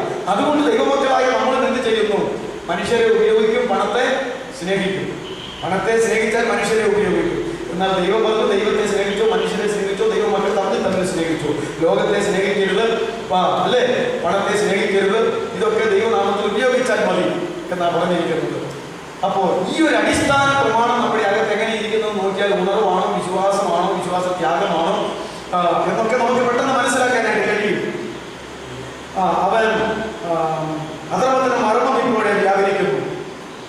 ഈ ഒരു സത്വം വെളിപ്പെടാനിരിക്കുന്നു എങ്കിൽ, ഒരു വ്യക്തി വെളിപ്പെടുവാനിരിക്കുന്നു എങ്കിൽ, അധർമ്മമൂർത്തി ആന്റി ക്രൈസ്റ്റ് വെളിപ്പെടുവാനിരിക്കുന്നു എങ്കിൽ, അതിനു മുമ്പേ അവന്റെ ആത്മാവിന്റെ വ്യാപാരം ഇവിടെ ഉണ്ടാകും. ആര് വെളിപ്പെടുന്നുവോ അവന്റെ ആത്മാവിന്റെ വ്യാപാരം ഉണ്ടാകും. കപട ശുശ്രൂഷക്കാർ വെളിപ്പെട്ടാൽ അതിനു മുമ്പേ അവന്റെ ആത്മാവിന്റെ വ്യാപാരം ഉണ്ടാകും. അതൊരു വലിയ മർമ്മമാണ്. ഇതുവരെ തളിക്കുന്നവൻ വഴിയിൽ നിന്ന് നീങ്ങിപ്പോകുക മാത്രം വേണം. അപ്പോൾ അധർമ്മമൂർത്തി വെളിപ്പെട്ടു വരും. അവനെ കർത്താവായ യേശു തന്റെ വായിലെ ശ്വാസത്താൽ ഒടുക്കി തന്റെ പ്രത്യക്ഷതയുടെ പ്രഭാവത്താൽ നശിപ്പിക്കും. അധർമ്മമൂർത്തിയെ ഒതുക്കാൻ കർത്താവ് എന്തേ ചെയ്യത്തുള്ളൂ? പണ്ട് ആദാമിനെ ഉണ്ടാക്കിയിട്ട് അവന്റെ മൂക്കിൽ ജീവശ്വാസം ഒതുക്കയറ്റിയില്ലേ എന്ന് പറഞ്ഞതിനൊക്കെ കർത്താവായിരിക്കുന്ന യേശു ഒരു മലയിലേക്ക് വരുമ്പോഴേ ഒരൊറ്റ എന്റെ വായിലെ ശ്വാസത്താൽ അല്ലേ ആരൊടുങ്ങിപ്പോകും? അധർമ്മമൂർത്തി ഒടുങ്ങിപ്പോകും. അതവിടെ പറഞ്ഞിരിക്കുന്നത്. അധർമ്മമൂർത്തിയുടെ പ്രത്യക്ഷത നശിച്ചു പോകുന്നവർക്ക് സാത്താന്റെ വ്യാപാര ശക്തി കൊത്തവണ്ണം വ്യാജമായ സകല ശക്തിയോടും അടയാളങ്ങളോടും അത്ഭുതങ്ങളോടും അനീതിയുടെ സകല വഞ്ചനയോടും കൂടിയായിരിക്കും. അധർമ്മമൂർത്തി വെളിപ്പെട്ടിട്ടില്ല, ആന്റി ക്രൈസ്റ്റ് വെളിപ്പെട്ടിട്ടില്ല. എന്നാൽ ആന്റി ക്രൈസ്റ്റിന്റെ ആത്മാവ് ഇപ്പോൾ വ്യാപരിക്കുന്ന ലോകത്തിൽ. അതുകൊണ്ടാണ് അധർമ്മമൂർത്തി വെളിപ്പെട്ട് വരും. എന്നാൽ അധർമ്മത്തിന്റെ മർമ്മത്തിന്റെ വ്യാപാരം ഇപ്പോൾ ഇവിടെയുണ്ട്. അതുകൊണ്ട് ആ അധർമ്മത്തിന്റെ മർമ്മത്തിന്റെ വ്യാപാരത്താൽ എന്തുണ്ടാകുമെന്ന് അവിടെ പറഞ്ഞിരിക്കുന്നത്, നശിച്ചു പോകാനിരിക്കുന്നവർക്കെല്ലാം സാത്താന്യ വ്യാപാര ശക്തികൾക്ക് ഒത്തവണ്ണം വ്യാജമായ സകല ശക്തികളും, വ്യാജമായ സകല അടയാളങ്ങളും, വ്യാജമായ സകല അത്ഭുതങ്ങളും, അനീതിയുടെ സകല വഞ്ചനയും ഉണ്ടായി. ഇതല്ലേ ഒരു പരിധി വരെ ഇന്ന് നടക്കുന്നത് ലോകത്ത്. പക്ഷെ തിരിച്ചറിയാൻ വേണ്ട. ഇവിടെ എന്താ പറഞ്ഞിരിക്കുന്നത്? ഇത്രയും നമുക്കറിയാം. പരിശുദ്ധാത്മാവിന് എന്തൊക്കെയുണ്ട്? ശക്തിയുണ്ട്, അടയാളമുണ്ട്, അത്ഭുതമുണ്ട്, നീതിയുടെ എല്ലാ ശുശ്രൂഷകളുമുണ്ട്. അതിന് ബദലായിട്ട് ഇവിടെ പറഞ്ഞിരിക്കുന്നത് നോക്കിക്കേ. സാത്താന്റെ വ്യാപാര ശക്തിക്കൊത്തവണ്ണം വ്യാജമായ സകല ശക്തി, വ്യാജമായ അടയാളങ്ങൾ, വ്യാജമായ അത്ഭുതങ്ങൾ, വ്യാജമായ അനീതിയുടെ സകല വഞ്ചനയോടുമായിരിക്കും. അവർ രക്ഷിക്കപ്പെടുവാൻ തക്കവണ്ണം സത്യത്തെ സ്നേഹിച്ച് കൊള്ളായികയാൽ തന്നെ അങ്ങനെ പറയും. എന്തുകൊണ്ട് ഈ നശിച്ചു പോകുന്ന ആളുകൾക്ക് ഈ ഡ്യൂപ്ലിക്കേറ്റ് ആയിട്ടുള്ള കാര്യങ്ങൾ ഏൽക്കുന്നു? കറതീർന്ന സത്യം ഇതിനു മുമ്പ് ഏത് വിഷയമായാലും എന്ത് കാര്യമായാലും ഒരു കേട്ടുമറിഞ്ഞും ചെയ്തിട്ടുണ്ട്. അവരതിനെ സ്നേഹിക്കാത്തത് കൊണ്ട് സംഭവിക്കുന്നു. ഭയത്തോടെ നോക്കേണ്ട ഒരു കാര്യം, ജീവിതത്തിൽ എന്തെങ്കിലും ഒരു ദൈവിക സത്യം കേട്ടാൽ, ഏത് വിഷയത്തെക്കുറിച്ചും ഒരു ദൈവിക സത്യം അറിഞ്ഞാൽ, അതിനെ സ്നേഹിക്കാതെ അതിനെതിരായിട്ട് നാം നിലനിന്നാൽ പിന്നെ എന്തേ നമ്മൾ വ്യാപരിക്കത്തുള്ളൂ? സാത്താന്യ വ്യാപാര ശക്തിയെ ഉണ്ടാകുന്നു. സത്യത്തെ വിശ്വസിക്കാതെ, ശ്രദ്ധിക്കുക, സത്യത്തെ വിശ്വസിക്കാതെ അനീതിയിൽ രസിക്കുന്ന ഏവർക്കും, സത്യത്തെ വിശ്വാസമില്ല, അകത്ത് രസം അനീതിയില്ല, രസിക്കുന്ന ഏവർക്കും ന്യായവിധി വരേണ്ടതിന് ദൈവം അവർക്ക് ഓർക്ക് വിശ്വസിക്കുമാറ് വ്യാജത്തിന്റെ വ്യാപാര ശക്തി അയക്കും. അതുകൊണ്ട് നമ്മൾ മനസ്സിലാക്കേണ്ടത്, ഈ വ്യാജത്തിന്റെ വ്യാപാര ശക്തി ആരാ അയക്കുന്നത്? സാത്താനല്ല, ദൈവമാണ്. ദൈവം സത്യം വെളിപ്പെടുത്തിയിട്ട്, സത്യവചനം പറഞ്ഞിട്ട്, സത്യാത്മാവിനെ തന്നിട്ട്, സത്യയേശുവിനെ വെളിപ്പെടുത്തിയിട്ട്, സത്യസുവിശേഷം തന്നിട്ട് അതിന് നേരെ പുറത്തിരിഞ്ഞ് നിന്നാൽ പിന്നെ അങ്ങനെയുള്ള വ്യക്തികൾക്ക് എന്ത് അയക്കുന്നുള്ളൂ? ഓഷ്കിന്റെ ആത്മാവ്. അത് ആര് തന്നെ അയക്കുന്നതാണ്? ദൈവം തന്നെ അയക്കുന്നതാണ്. അത് അയക്കുന്നത് എന്തിനാണ്? ന്യായവിധിയാണ്. വളരെ വ്യക്തമായിട്ട് ആ കാര്യം നമ്മൾ മനസ്സിലാക്കും. അതുകൊണ്ട് ഈ 2 തെസ്സലോനിക്ക ലേഖനത്തിലും ഒറിജിനൽ ഡ്യൂപ്ലിക്കേറ്റ് തമ്മിൽ വളരെ വ്യക്തമായി തിരിച്ചിരിക്കുന്നു. നമുക്കിവിടെ അവസാനിപ്പിക്കാം. അതുകൊണ്ട് ഈ നാളുകളിൽ ദൈവത്തോടുള്ള വ്യക്തിപരമായ ബന്ധത്തിൽ, കർത്താവിനോടുള്ള വ്യക്തിപരമായ ബന്ധത്തിൽ സാക്ഷാൽ ദൈവത്തിന്റെ പരിശുദ്ധാത്മാവിനെ പ്രാപിച്ച് നിറഞ്ഞുകൊണ്ട്, സാക്ഷാൽ സത്യവചനങ്ങളെ വായിച്ചു പഠിച്ച് ധ്യാനിച്ചുകൊണ്ട്, സകലവിധമായ ദൈവിക യാഥാർത്ഥ്യത്തോടും സത്യത്തോടും ചേർന്ന് നിന്ന് ജീവിക്കാൻ ഹൃദയത്തിലൊരു തീരുമാനം എടുക്കുന്നു എങ്കിൽ നിശ്ചയമായും ഒരു വ്യാജത്തിലും, ആരുടെയും വ്യാജത്തിലും, ഒരു വിഷയത്തിന്റെ വ്യാജത്തിലും പെടാതെ വണ്ണം സർവശക്തനായ ദൈവം അന്ത്യത്തോളം കാക്കും. കോഴി തന്റെ കുഞ്ഞുങ്ങളെ ചിറകിൽ ചേർക്കുന്നത് പോലെ അവന്റെ കൃപയുടെ ചിറക് വിരിച്ചിട്ട് അവന്റെ രക്തത്തിന്റെ സംരക്ഷണത്തിനകത്ത്, അവരുടെ ദൂതന്മാരുടെ കാവലിനകത്ത് സകലവിധമായ സുരക്ഷിതത്തോടും കൂടെ കർത്താവ് നമ്മളെ കാത്തു പരിപാലിക്കും. അങ്ങനെ ഹൃദയത്തിൽ ജീവിക്കാൻ തീരുമാനിച്ചുകൊണ്ട്, കർത്താവെ ഞാൻ അറിയേണ്ട സത്യം മുഴുവൻ എനിക്ക് അറിയണം, ഞാൻ പ്രാപിക്കേണ്ട സത്യം മുഴുവൻ ഞാൻ പ്രാപിക്കണം, എനിക്ക് യഥാർത്ഥ യേശു മതി, യഥാർത്ഥ സുവിശേഷം മതി, യഥാർത്ഥ വചനം മതി, യഥാർത്ഥ ആത്മാവ് മതി, യഥാർത്ഥ ലേഖനം മതി, യഥാർത്ഥ ശക്തി മതി എന്ന് മാത്രം പറഞ്ഞുകൊണ്ട് അതിനുവേണ്ടി ആഗ്രഹിക്കുന്നു എങ്കിൽ ആഗ്രഹിക്കുന്ന ആത്മാക്കൾക്ക് അവർ തൃപ്തിപ്പെടുത്തും. തന്റെ ഭക്തന്മാരുടെ അപ്രകാരം ആഗ്രഹങ്ങളെ സാധിപ്പിക്കുന്ന ദൈവം, രക്ഷയ്ക്കായി കാക്ഷിക്കുന്നതിനെ ദൈവം അതിൽ ആഗ്രഹം തന്നെ ചെയ്യും. സത്യത്തിന്റെ ആത്മാവ് സകല സത്യത്തിന് നമ്മെ വഴി നടത്തും, അവൻ നമ്മെ ഉപദേശിക്കും. അങ്ങനെ യേശുക്രിസ്തുവുമായിട്ട് നമ്മുടെ വിവാഹം നടക്കുവാനും നിത്യതയിൽ എന്നേക്കും യേശുക്രിസ്തുവുമായിട്ട് ചേരുവാനും ഇടയാകും. ഒരിക്കലും ചാത്താന്റെ പച്ചരിയിൽ പെട്ടുപോകാൻ ഇടയാകരുത്. അതിനുള്ള ദൈവകൃപയ്ക്ക് വേണ്ടി ദൈവദാസൻ നമുക്ക് പ്രാർത്ഥിക്കും. നമുക്ക് ഈ ക്ലാസ്